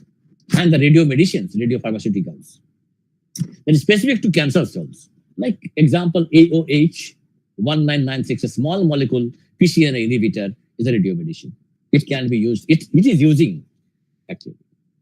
And there is another thing, the organs are, why telling that the organs architecture is different, organ function is different, but inside the cells, there are many similarities, many dissimilarities. Because the 20,000 genes are expressed in almost all cells. So there are some similarities. So why not we can think about repurposing? Suppose there are common things like that the platinum compounds or even the, you can tell the doxorubicin, that is also intercalating agents of DNA so that it can goes to cells and intercalate within the DNA duplex.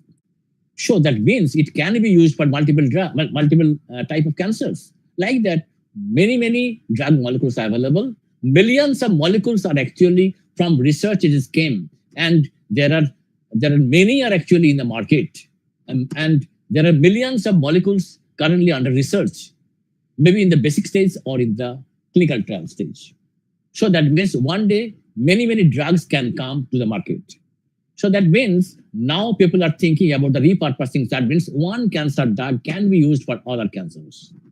We are also doing the repurposing that some colorectal cancer drugs, suppose we can test for the breast cancer if the target is right target. Like that, if we can think very easily that EGFR, it is overexpressed in many cancers. So EGFR specific drug can be utilized as a combination therapy of multiple cancer types.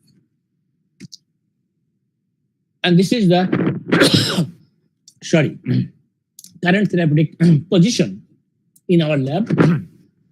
Not current. These are this is not up to date. This is I think before COVID. That is the position of the breast cancer research in our lab, glioma therapy, and the colorectal cancer therapy. And we actually mostly doing the basic science research. So identify target, validate target, cancer target, so the chemists can develop the molecules against those targets. And we got funding from several funding agencies like DST, AcRB, DST Nanomission, DST and DVT, ICMR, and CSR.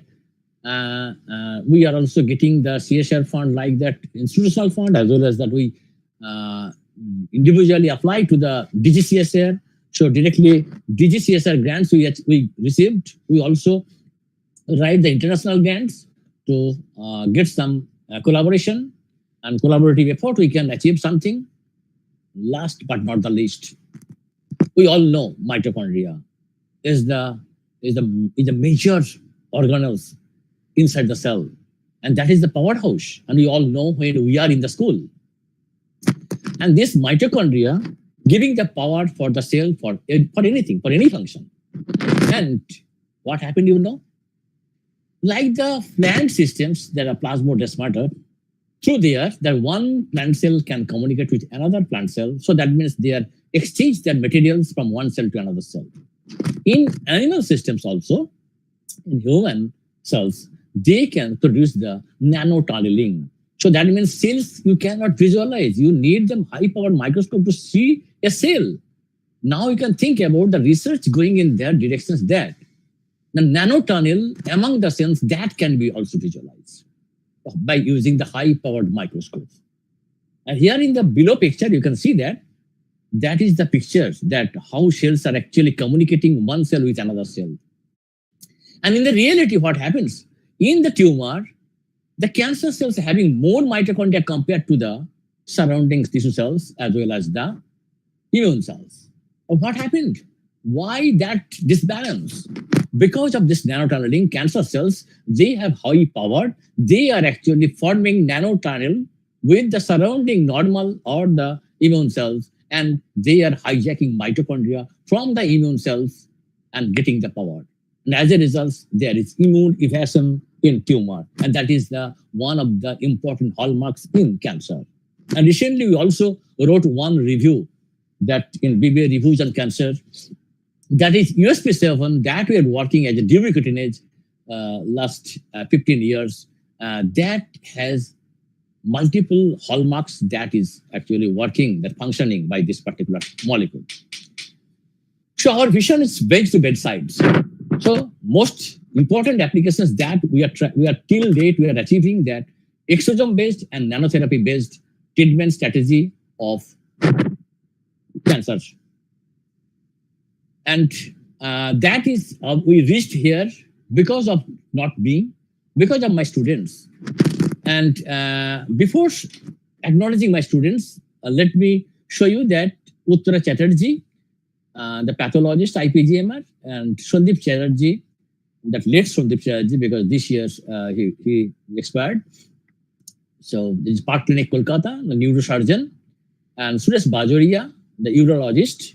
They are helping a lot to this particular lab to get some knowledge and get some applications. And they're providing the tissue samples, the cancer tissue samples, as well as the adjacent normal areas. In this picture, you can see that the core 9 students is the first batch of my students. They developed everything.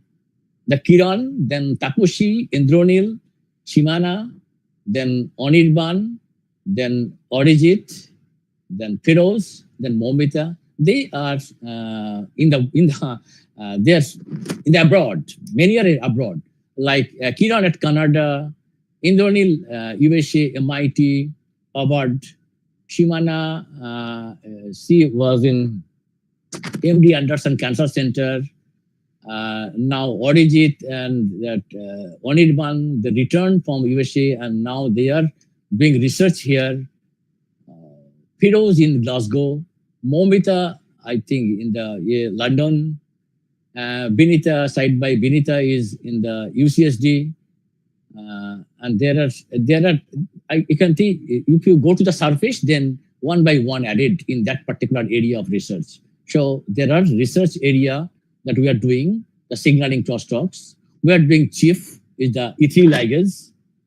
So here all 4 are working here. That Indronil, Satodipa, Shabusti, and Odin, and that in the other directions you can see Firoz, Satomita, Shani is currently working, Sauni is currently working in that group.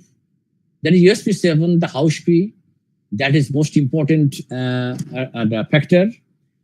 That also started with Simana, MD Anderson right now, and then Gourango, then Bhaskar, then currently Sija is working on that particular area.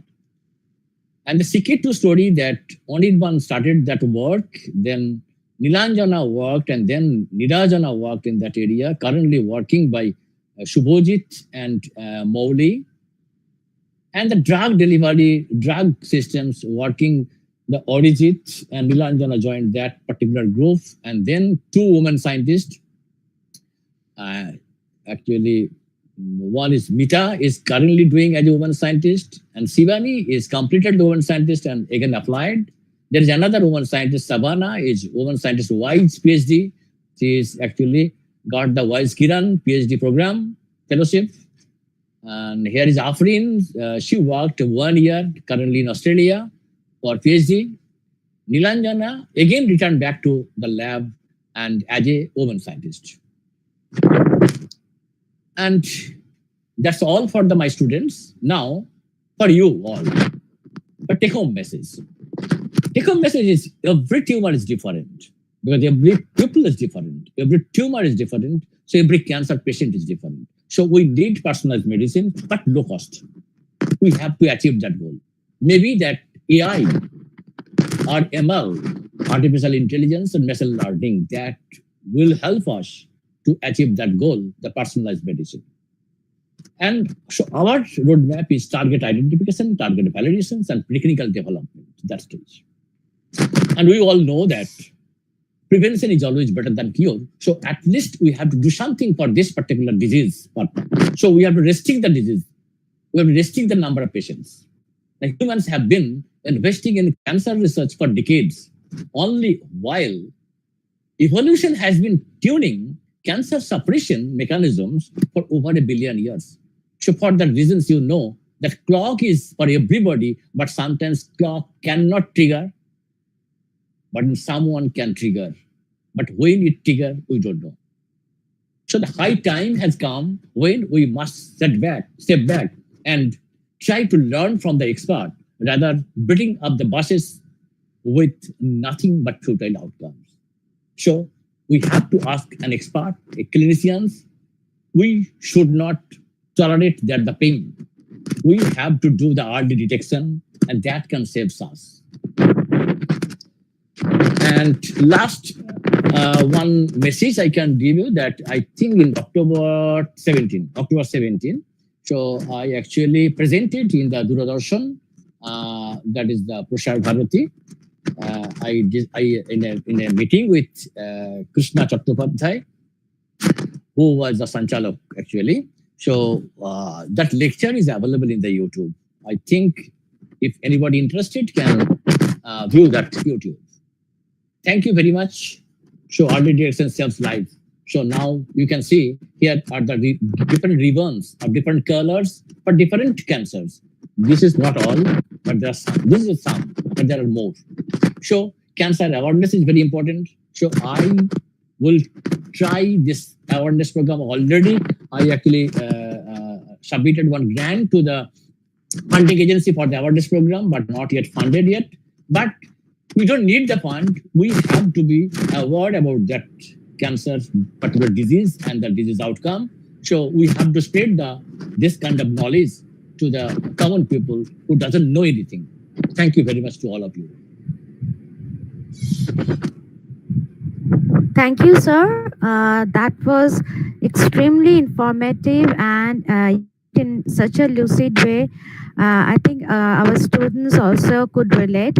And so thank you very, very much. And there are some questions in the, we'll go to the interactive session.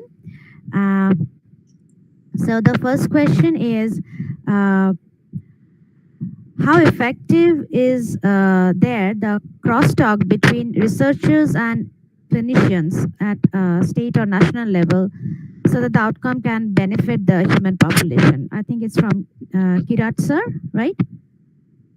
I think Kirat sir wrote this question. So it is me who wrote the question. Oh, okay, Malinidhi. Yeah.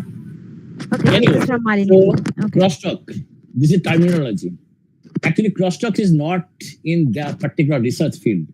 Crosstalk is everywhere. You know, in the family, in the school, in the college, in the university, everywhere. Crosstalk is very important. So that means knowledge sharing. So if we do not crosstalk, there is no knowledge sharing. And you know that knowledge is actually power. So when we do crosstalks, we gather knowledge. So our cell, inside the cell, what happened? Different paths are there. And that each and every path there is a power. So when that path, one path is crosstalk with another one, they are getting more power. Like that, the EGFR signaling when it goes to three downstream paths. Like one is called RAS, RAP, RAC, MKK, MAPK, and then goes to the nucleus. Like that, another signaling that is called JANG pathway, stress pathway. And that stress pathway is sometimes crosstalk with EGFR pathway. So that means cells get more power. So that crosstalk is there.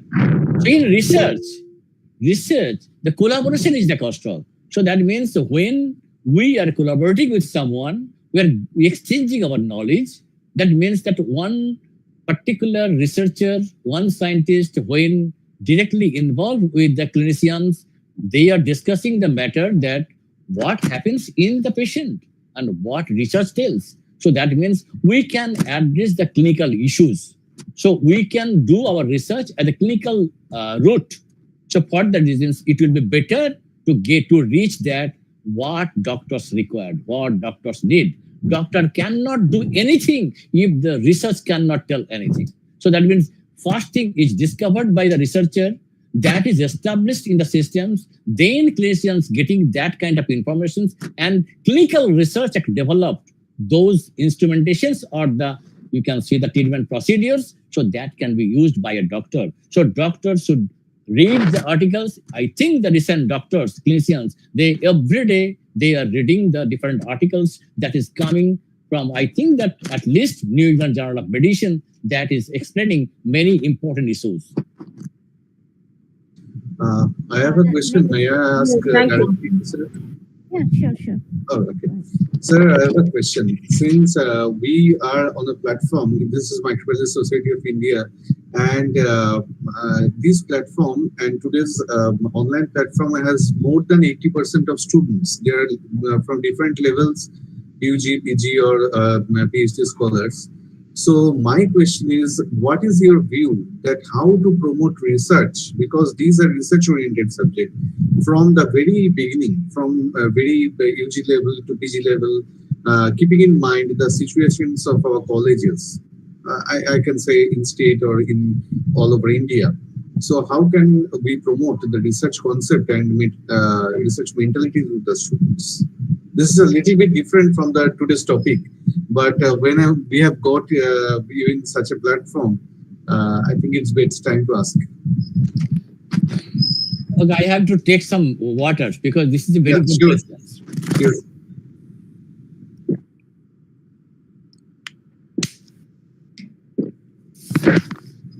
Okay, so the answer is, we learn from the schools.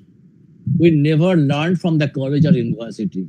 If we do not go to school, we cannot go to the college or university. If we do not have to write the words, we cannot write sentence. So each and everything is important.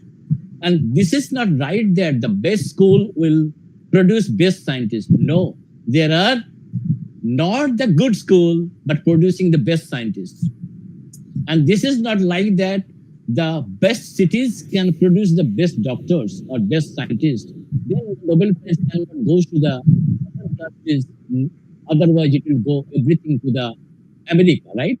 No, not like that. So that means each and everything is important. Most important issue is the individual. So that means who want to learn. Who want to learn. The student, because one day you are student, one day me also student, everybody is student, right?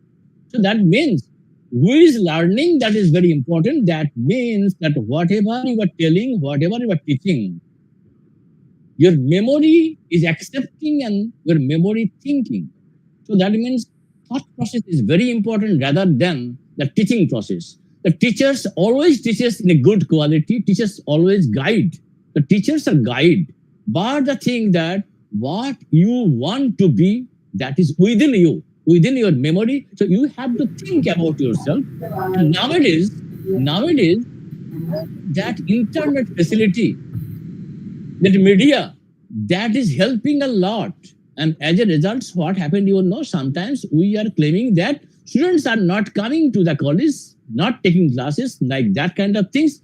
We forget our time, because our time we always go to the college, university, because we need teacher, we need guide, because we have only two options. One is book, another one is the teacher, no one else.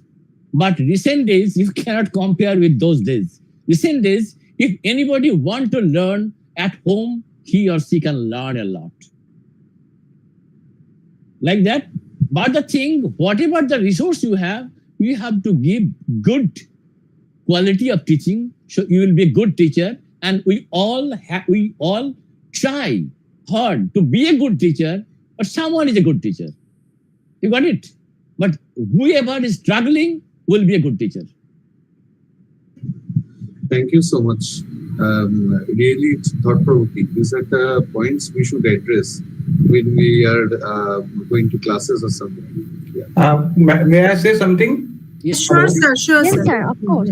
Yeah. The question of Kirat is very, very correct one. And this is the need of time. Actually, the research aptitude, it must be developed. As Sir said, Mrinal Kanti said, it develops at the school level. The schooling is very, very important. And there, the importance is for developing the learning skills. That is very, very important in the student. And another thing is that the questioning skills, they are also to be inculcated in the student. I feel these two skills, they are somewhat lacking in the student. and that's why we face some time a problem. So that is my observation through all these years which I put in my service for nearly about 40 years. Thank you. Yeah, even I can tell one more thing, that some knowledge when we are studying that we achieved during our masters. But nowadays, those particular areas is actually taught in the school levels, in the 11, 12. 11, 12 students, they know the transcription, replications, translation, like that, all these things. Any more questions? Yes, sir. There's a few more questions actually. Like this one is also from India, I guess. What is the earliest symptoms for brain tumor that can be observed with respect to stage of that cancer? I actually explained that things: headaches, dizziness, the hearing problem. Those things can appear, but it is again that tumor to tumor it developed. So that means there are 120 different type of tumors. The tumor position, which nerve is there, everything actually depends on that. So for the disease, there is no common symptoms. At least the dizziness, at least the pain, something, at least sometimes some seizures. That can happen. That is the early detection. And we cannot see anything, no? So for the reasons, we have to go for testing. And that is the first foremost test is the MRI. So that means too early stage, it is hard to detect, right? Because that develops, and like the other, we can externally see it. And here, like for others, there are different blood tests and things like that. But for this brain tumors, that is most of the time it is more advanced stage, right? Yes, you can tell one way that it can be de novo. So that means initially developed as a grade 4 tumor because of that multiple mutations, or it can be progressive like that. It is initially as a astrocytoma, then it is converted to anaplastic astrocytoma, then it is converted to that highest grade, the glioblastoma. So that means it is progressive or de novo. If it is de novo, different symptom. It is progressive, different symptom. And if it is progressive, early stage, some kind of things are appearing, and with stage, increasing stage, it is appearing the different type of symptoms. And many things are actually, it's when the brain tumors happens that other parts of the body organ, other parts of the body can be affected, no, based on that which nerve is affected. And because of that, one more thing is surgical problem, surgical resection is problem. Because that if the vital nerve, suppose facial nerve, if it is cut down, then what will happen? It will be that there should be some problem.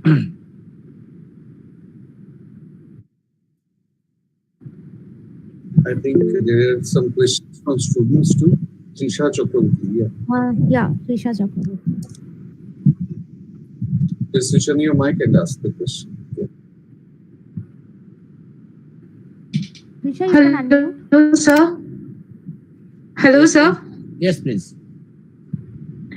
Sir, my question is so basic that if anybody is leading a normal life and looking like a normal person, but he or she has any kind of symptom in it that they can face a cancer in future. So how can we identify that? I just want to know that the physical, any identification for knowing that the person is you will be facing the cancer in future or not?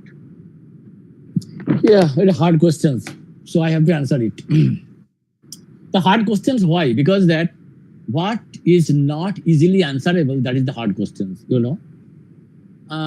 Your question is how we can think about that if anybody can happens cancer, right?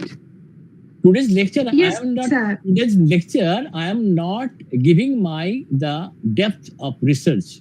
That means high depth of research, the high code molecular biological research. Just I gave the overview in that particular platform. because I want that at the basic things should know, we have to recapitulate in the awareness day. And if we can recapitulate those basic things, we can easily think about the future. And the particular thing that that clock is invisible, right? For everybody's mind, that I show the clock. And this is not the biological clock, that's the day-night clock. The biological functions based on that clock. No, not that clock. This is invisible clock. And this clock always ticks on in everybody's body. We don't know. That clock means it's a cell clock. That means all cells have the clock. And which cell the clock is stopped or clock is moving to another way, we don't know. So that means we cannot claim that this person will have cancer or not cancer. All of a sudden it can happen. And you know that in our body, every day cellular divide, every day we are gathering many mutations, but all are not dangerous. So that means most of the mutations are not dangerous mutations. Those mutations can be cured or can be there, but that is non-functional, not changing any power of the cell. That is not they are efficient for transformation. Got it? So all the cells are actually getting this kind of triggering effect. So every day, every moment, something can trigger to our cells, but there is a fighting back mechanisms that can tolerate. So how long this fighting is winning by the normal cells, it cannot be. Suppose one cell is changed, but there is a possibility side by cell, like the immune cells, they are actually destroying that particular transformed cell. So it cannot form the tumor. So most of the events are preventing events. But when in some tissue somewhere, it is the transformed cell getting so much power, it can survive within the environment. By fighting, that tumor can appear. So you can see some people, lifetime they are smokers, huge strong smokers, but they don't have the cancers, lung cancer. But some people, they never go to the bad environment, but still they have the cancer. So this is a very tough question to answer it, that who will have this particular disease? No. Okay. There is no technique available yet, no test available yet. So that means we can understand that lifetime. No physically hint. So no physically identification we can't get. No, in a normal individual, no. Then everybody will go. Everybody will go and test it. That in lifetime I will have it or not. Because suppose today you are going to take the test, that test result telling that you will not have cancer in your lifetime. But tomorrow another mutation came and that mutation caused that cancer tumor. So that test is not valid tomorrow. Got it? Okay, sir. Thank you. But one thing is that genome sequencing is already done. So from the genome sequence, if anybody want to test for the genome sequence that in some stage, that genome sequence maybe through the artificial intelligence, one day can tell that there is a possibility. But it doesn't mean that it will be, no. But I hope that after another couple of decades, that artificial intelligence can tell the possibility of this particular disease can appear in individual's lifetime. Okay, sir. Thank you, sir. There's a question from Rupsha Laha. What is the role of mitochondria in cancer cell, and can mitochondrial targeted therapy be for cancer treatment? वैसे तो फर्क नहीं पड़ेगा, इतने से नहीं पड़ेगा, नहीं तो वापस कर दियो, ठीक है? I think something is disturbing. Anyway, the questions I understand that mitochondria targeting therapy is possible or not. Yeah, it's right. So it's right. The mitochondrial therapy is possible. But the thing is that we have to be very careful that to identify the mitochondria in disease cells difference, the mitochondria disease cells versus the non-disease cells. And it is not an organ. it is not a tissue. It is within the tissue, within the cell, mitochondria is there. So mitochondria targeting is not so easy job, but it can be. Because if you disturb the mitochondria only to the target cell, then mitochondria will be damaged, so power will be gone, so cell will not survive in that particular environment. So if we can directly targeting the mitochondria, targeting drugs to the cancer cells only, then it's possible.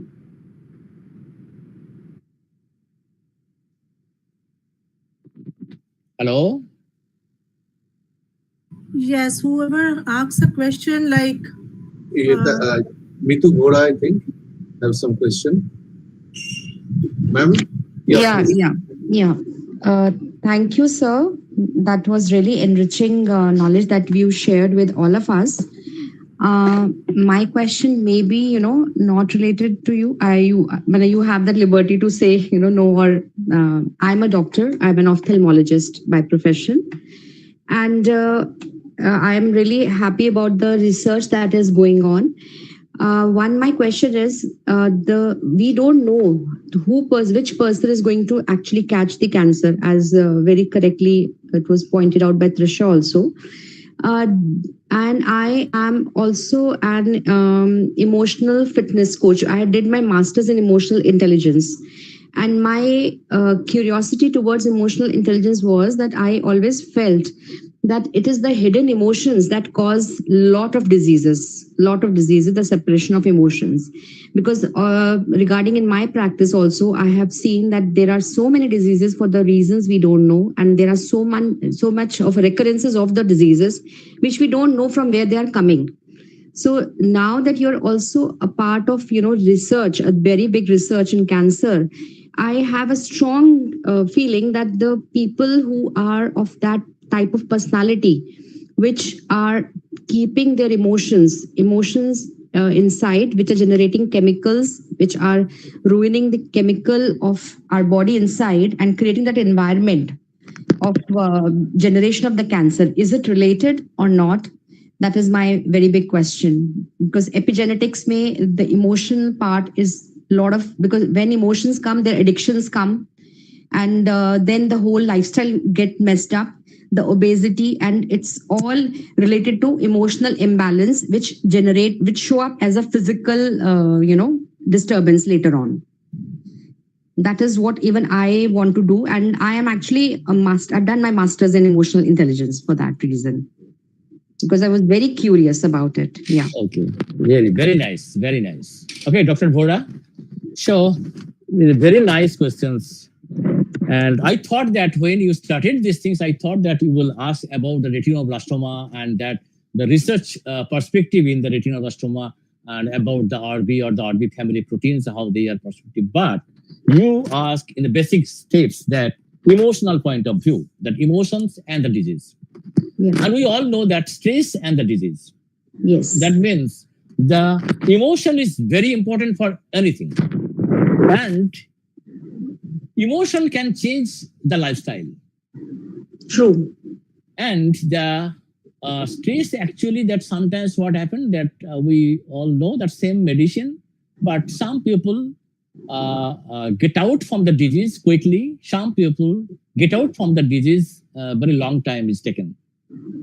And some patients that same medicine is applied by the clinicians, some patients are getting some adverse effect. Some patients, they are actually getting the sense of that very easily.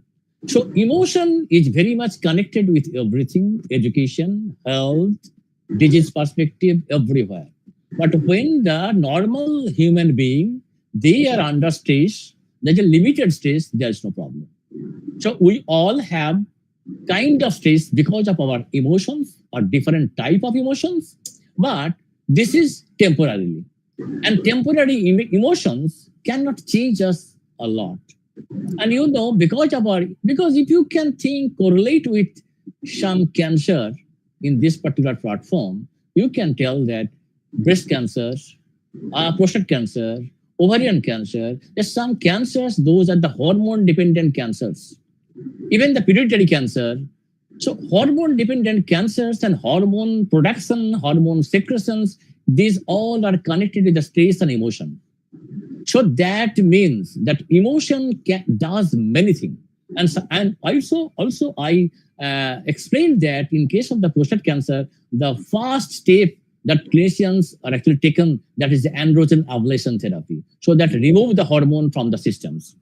So that means hormone can change many things, and emotion is actually producing many such hormones, endocrine or exocrine, many such hormones, and hormones have various effects. So that means these hormones are temporarily produced, or temporarily overexpressed, or temporarily excreted, and give some effect. But when in the normal systems, when we are out of that emotion, that is again recovered, because we all have the balancing systems in our body. But in case of the emotion of a patient, that is different. The difference is that emotion regarding the life or death decision. Some disease, not all disease, and some disease like that, not life or death, but that recovery time. So that means that stress, that emotion is actually affecting the treatment system. That's all I can tell you. Very true, very true. You're absolutely right. But honestly speaking, because I'm very curious about it and I observe people, the patterns of people. You have absolutely correctly pointed, emotion is a very transitory phenomena, right? And we, as a human, we have homeostasis, which balances out everything, right? But we have never been trained how to deal with emotions. Emotions suddenly change into feelings, and the kind of the resilience that we people have, and how we are trained to deal with resilience is not very appropriate, I would say, because the mindsets also decide how we behave, the choices that we make, and the lifestyle which we choose to live, and ultimately reflect into the diseases which we observe. This is, I'm saying, because of my, because my experience that I'm saying, it's all by my experience, because the patterns I observe and how people, there's a more of fear rather than awareness. When we understand the disease from the point of fear, the chemicals that you generate in your body are different. And if we are understanding all the information only for the awareness and mindfulness, then the chemicals will be different. And that will decide the chemistry of our body and reflect our DNA and everything that's going to reflect.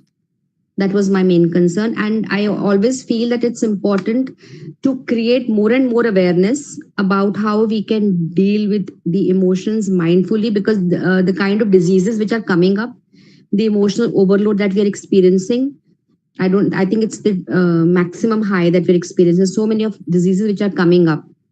And I still remember when I was doing my MBBS, there was a small column of cancer in our books. And now the amount of cancer that we are seeing, and I think the books have changed. There was just a small column at the end of any topic pathology that we used to study, a small paragraph about the cancer. So somewhere we have, I think, somewhere we need to work on that aspect also. Actually, madam, like when the disease sets in, people get more panicky and more worried. I mean, even before that. So you are right. Like the emotions or like the stress increases, because now there are so many treatments that a lot of people are aware of. But if you think back, say a decade previous or even before that, it is once this word comes into a family, like the whole family dies, sort of the thing. So that is like, yeah, that is this awareness thing that we need not be panicky and just take it, like you have said, that resilience, how it works. That is a very important factor, and we are very much happy from the organizers' point of view that we have one of the persons like you. So we have raised a different angle, have added a different hue to the webinar, I think. Yeah, it is very important. And that regarding the cancer awareness, we know that this particular topic that she completed her MS and then MBBS. This particularly huge important topic, and in these days, these decades and onwards, it is very important, and we need it. And I can tell one thing, that when we were in school, that time there are some core subject like that physics, chemistry, mathematics, biology. Then the things are changing, that merging the subjects to understand better. So that means it's a merging like the biochemistry, biophysics, like that kind of different type of subjects appear. And recently, that happened, that the psychologists are there. The psychologists, they are actually treatment doing that point of view.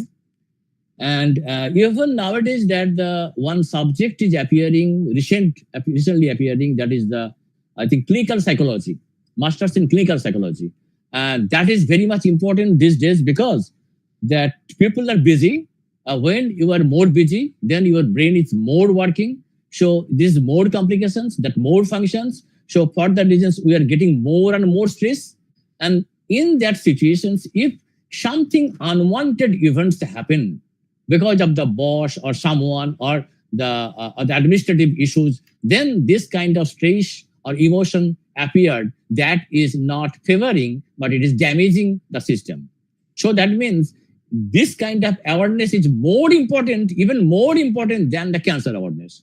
The cancer awareness is okay, but that clinical awareness, like the psychological awareness, is very important for not only cancer, any patients, for any patients. So that means like that in any hospital, there are some dietitians. So dietitians always telling that what kind of diet you have to take because you have that diabetes, right? So nowadays, the more important issue is the clinical psychologist in each and every hospital. So we need more and more clinical psychologists from master's degree and onward. They have to actually make the more awareness to the civil society. I think we need, and this is the need of the hour. Maybe we have to wait for another decade to get those kind of issues in each and every hospital. Like that, one emotion, I can give an example, that insurance, health insurance. We all don't have the health insurance policy. So for the reasons, we are worried that how much money we can actually use for this treatment, and we all are not rich. Some are poor, some are mediocre, some are rich, just like that. So for the reasons that I think that kind of people need in the society, that not only goes to the hospital, but they have to, that awareness program, they have to start it on that particular psychological activities. And you know that year after year, you can see the societal psychological things are changing. It is changing every day. But if we very carefully look after that, every year, the people's mind are changing. So if you compare the 10 years back and 10 years after, everybody's mind change, psychology change. So psychology is very important issue. Another is the stress is very important issue. So that two issue clinically important. So we need those kind of people. Very much need. I don't know that all the countries have thought about that or not. So that means, ma'am, like you, every people who are thinking about the emotion, about the stress, or write something, bringing to the society that they have to read it, they have to claim it. So each and every claim, one day it can change. So that means it can be accelerated. Like that biotechnology in 90s, there is no biotechnology. In mid-90s, biotechnology came, and then what happens? Within a decade, each and every college started the MTech in biotechnology, MS in biotechnology, BS in biotechnology, then everywhere biotechnology. Then government is not thinking about their job. So that means that is a stress pathway. That means you are educated people in a particular area and you are not providing the job for them. So that is kind of stress automatically coming through the point of administrations from the government. This is another stress. And there are many, many people who are working in the IT sector. Recent days, we all understand how much stress they are carrying in each and every day. So you have to please write something, always write. So write to the newspaper, write to the system. So then others will be interested to write something. And even today's world is the Facebook and Instagram. Although I don't know those things, but Instagram, those things. So if you write, someone should write. So that means it will be propagated. And it is important. It's very important. Sir, students are very much curious. So there are two questions from students, I think. Yeah. Do you have time? I have time. I have no problem. Just a few, sir. One or two questions. Yeah. Ms. Shan Mondal. Yeah. Sir, can I ask? Yes. Sir, I have the question that even after early diagnosis of cancer, still any further probability of cancer will be there? Sir, I am not asking on respect, I am asking irrespective of any cancer types. Still after diagnosis, early diagnosis, still any further probability of cancer will be there in the recent futures? That is the early diagnosis means that you have some problem, you go to the clinicians checked all the possibilities and detected you do not have cancer. Okay? So yes, it doesn't mean you do not have cancers in future. Because I explained very nicely that all of a sudden it can appear. So because of some infection, you have a pain in your stomach or in your colon. Got it? And you go to the doctor's actually doing the colonoscopy and telling that you don't have any problem. There's no tumor mass. There's no abnormality. Okay. So you are not worried about it. But after 5 years, you have again pain. And that pain is not because of the infection. That pain is because of that abnormality in the tissues. And that is the tumor is originated. Got it? Yes, sir. Even after diagnosis, you can't guarantee it.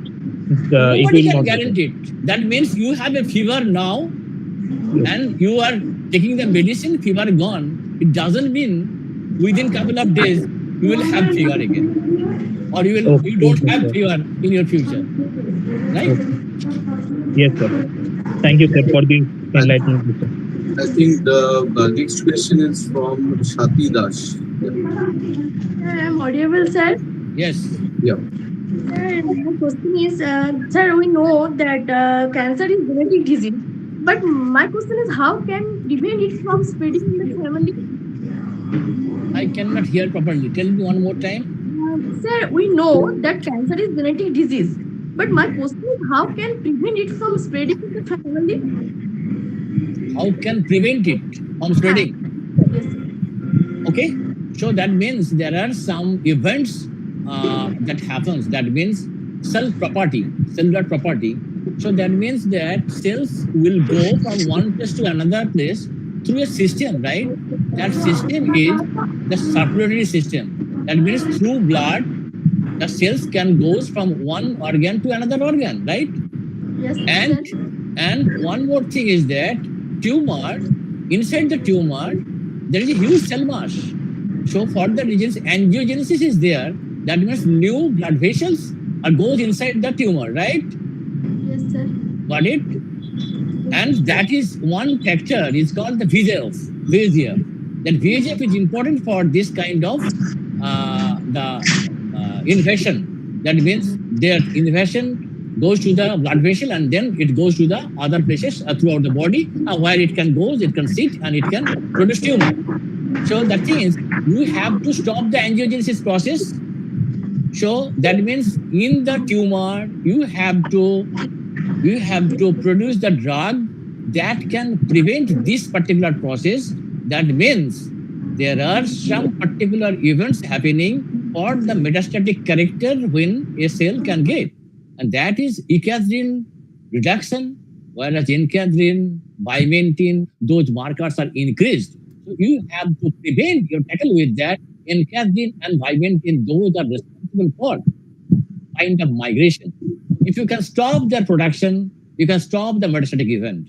So the drugs have to be developed that can stop the production of this particular factors, those are important for invasion. So that when cell goes from tissue to the blood vein. You got the answer? Yes, sir. You So have to thank you. spot that it should not goes to the blood.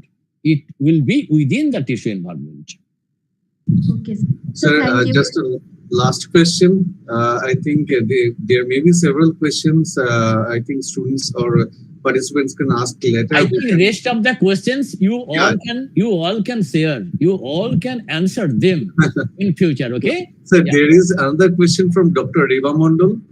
She's asking that as my question, what is the significance of AI for diagnosis and treatment of cancer?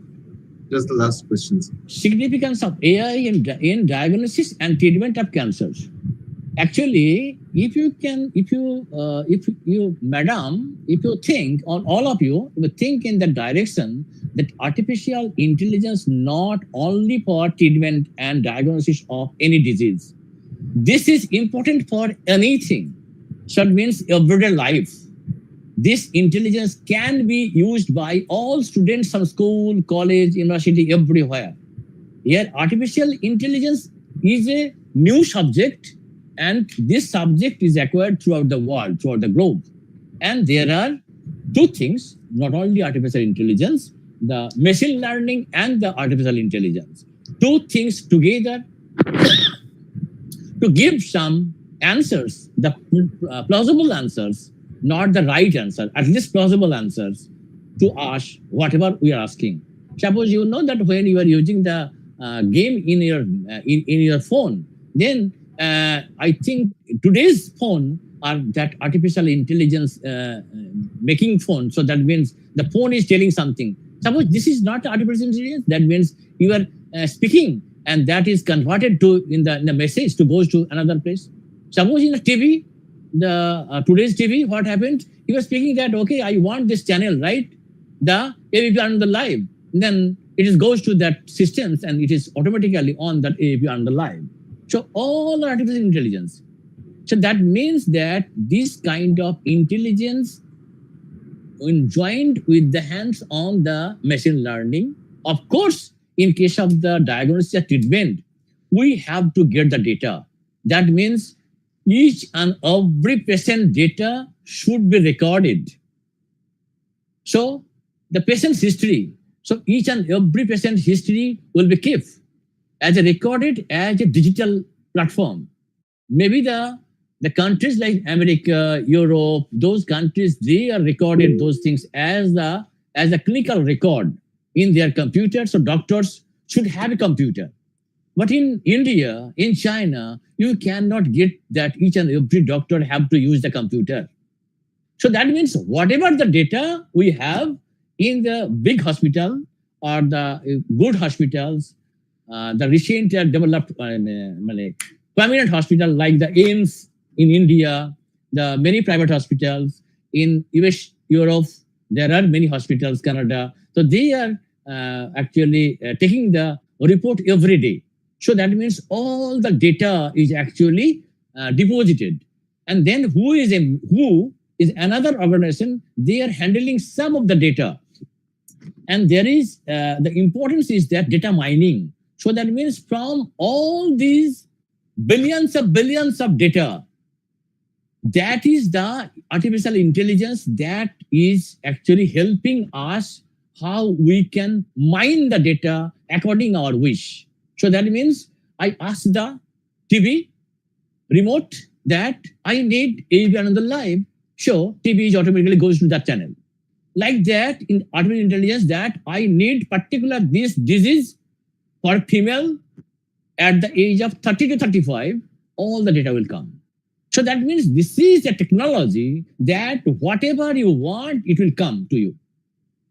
Suppose the MRI data for the brain cancer, if you want that technology, that artificial intelligence, when it will be developed, that when you ask that, I want a particular type of brain tumor and the location and the age of and the sex, that all the MRI data will come.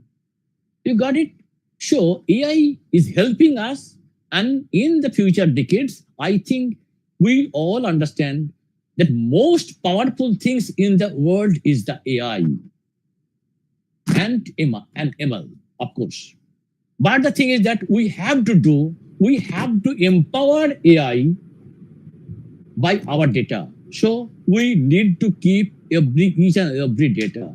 We all know that things that we can, if you want to visualize your childhood, suppose one particular event you can memorize. So anytime when you were at the age of 5 or 7 or 10, if you want to recollect your memory, you can see that particular event. Visualize, right? That means that this is the power of the brain. And you know about the supercomputer, how much power it has. And that supercomputer was developed a couple of decades ago. But now the systems is highly upgraded. Now you can believe that robotic surgery, right? What happens to that? So that means artificial intelligence, should be nicely and properly maintained that in that particular subject area. So we need the expert. So this is a subject. We have to be trained enough manpower in that particular area. So that means many such good colleges should provide that artificial intelligence, masters in artificial intelligence. That there should be a domain of artificial intelligence, domain of the research domain of artificial intelligence. Then one day we can achieve that how much power it's in the diagnosis and treatment of any disease, not only cancer. Thank you so much, sir, for patiently answering all the questions. And once again, thanks for that brilliant lecture and for your precious time. Thank you. Yes, madam. When I joined this platform, I am for you. So that whatever you will guide me, I have to do that. So when the meeting is over, I am free. Otherwise, I am yours. Thank you. Whatever you will guide me, I will do that. Okay. So now I am free, right? I am free out now. So can I, with permission, can I leave? Yes, sir, of course. Thank you so much for your time. Just a minute. We have to give the platform for Kirat sir for the vote of thanks, I think. Yeah, right? No, I meant like have an announcement. Like we're going to the valedictory session. That's just excellent session, as expected, as always expected from sir. As we come to the conclusion of this enlightening seminar, I'd like to take a few moments to express my heartfelt gratitude to everyone who made this event possible. First and foremost, I'd like to thank our esteemed resource person, Dr. Mrinal Kanti Ghosh, for sharing his expertise, insights on cancer biology. Your presentation has not only informed us, but has also inspired us to think critically about the situation and possibilities of cancer treatment and the current scenario of cancer. Your lecture showed the current situation of different types of cancer, their dreadful prognosis, and possible therapeutic intervention, obviously, with the solution. Probable solutions. New technologies like nanotechnology, exosomes, nanotunnel, and robotics have been highlighted in your lecture, which may be the interventions of very recent future. I would like also to extend my sincere thanks to principals, faculties, and students of Department of Microbiology and IQAC of Raidiki College, Dhruv Haldar College, and Michael Madhushan Memorial College. Your hard work and dedication have been instrumental for bringing this seminar in fruition. A special thanks to Microbiology Society India for their collaboration and continuous support with us. Your commitment to advancing knowledge in microbiology and allied areas is truly commendable. Thanking all the students who will be participating in poster session competition for your creativity and effort in advance. You are encouraged to participate in the poster session. The conditions and the deadlines will be announced just a few seconds after this session. Your contributions are vital for advancement of understanding in this field, and this type of sessions are only for you and other parts of the society. Finally, I'd like to thank all the attendees for your participation and engagement. Your presence have today's reflects your commitment, learning, advancing in the field of microbiology. I would like to also thank, as a state president of NDSI, Dr. Malini Ghosh and Dr. Urunima Vishwas for their continuous support and for making an idea of this type of seminar. Let us carry forward the knowledge and we have gained today, and continue work towards a future where we can make significant strides in cancer research and treatment. Thank you and have a wonderful evening. Thank you. Okay, thank you all. Thank you. Let me leave. Yeah. I have to go to home. Thank you so much, sir. Thank you, sir. Thank you, Kirat, sir. So now I'll present my screen and share information on the competition. So is the screen visible? Yeah, it's visible. It's visible. Okay, so these are basically the guidelines for students' poster competition, as we have already circulated. So the theme is microbes and microbial products in cancer treatment, the recent insights. So students, let me point out that this competition has been arranged so that you will go back to textbooks. You will also consult e-resources, please, not just Wikipedia. Okay, go for recent research papers and go through them. And based on the knowledge acquired, you prepare your poster. And most importantly, through your learning, whatever awareness you are getting, please share it with your family and friends and the neighborhood people. That is most important. Okay, so coming to the technical parts, posters have to be prepared digitally. Both UG and PG students of microbiology, biotechnology, and botany can participate. There will be separate submission links given for UG and PG students. Please remember that one student can submit only one poster. Now, posters can be submitted individually, like by a single student as the author, or it can be a teamwork, but a group of maximum 3 student authors, okay? And the corresponding author should be named separately. The poster should be based on original articles within the broad area of the above mentioned theme, but do not just copy paste, okay? The links will be given this Sunday. Do not leave the Telegram group. It will be shared in the Telegram group. You can submit the posters in PPT or PDF form. Submit by 17th November 2024 midnight. Positively by that time, on that date, otherwise the link will be inactivated. The posters will be screened by experts, and the first 3 best posters will be declared as winners, and the authors of those posters will be presenting their posters in on a date which we will announce in that same Telegram group later on. And on the same day, all the other posters will be also shown on that platform to encourage more participation from you. It's not always about winning, you know. Please remember that your poster must contain the following points. It should have a title, name of the authors, name, email ID, and phone number of the corresponding author. It should have an introduction, that is the background, objective, results or your observation, and conclusion or the key outcomes of your poster. And add a list of references, at least 3 references. So I hope that was clear. This has also been shared with you in the Telegram group. So I hope you all enjoyed today's lecture, and with that I'll hand over to Kirat sir for declaring the seminar end. Yeah, this is the conclusion of this today's session. All the students and participants from all over India are encouraged to participate in the poster session. We hope a good number of posters will be submitted. There will be enough time, and by Sunday we will provide a link in the Telegram group where you can fill up everything and upload your respective poster.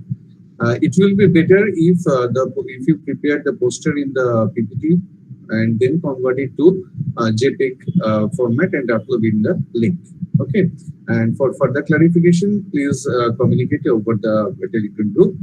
So that's all for today. Thank you all. Thank you, madam, Urgima madam and Malini madam for developing such a beautiful session. Thank you. Thank Yes, you, and thank you, good night and to all of good you. night. Yes.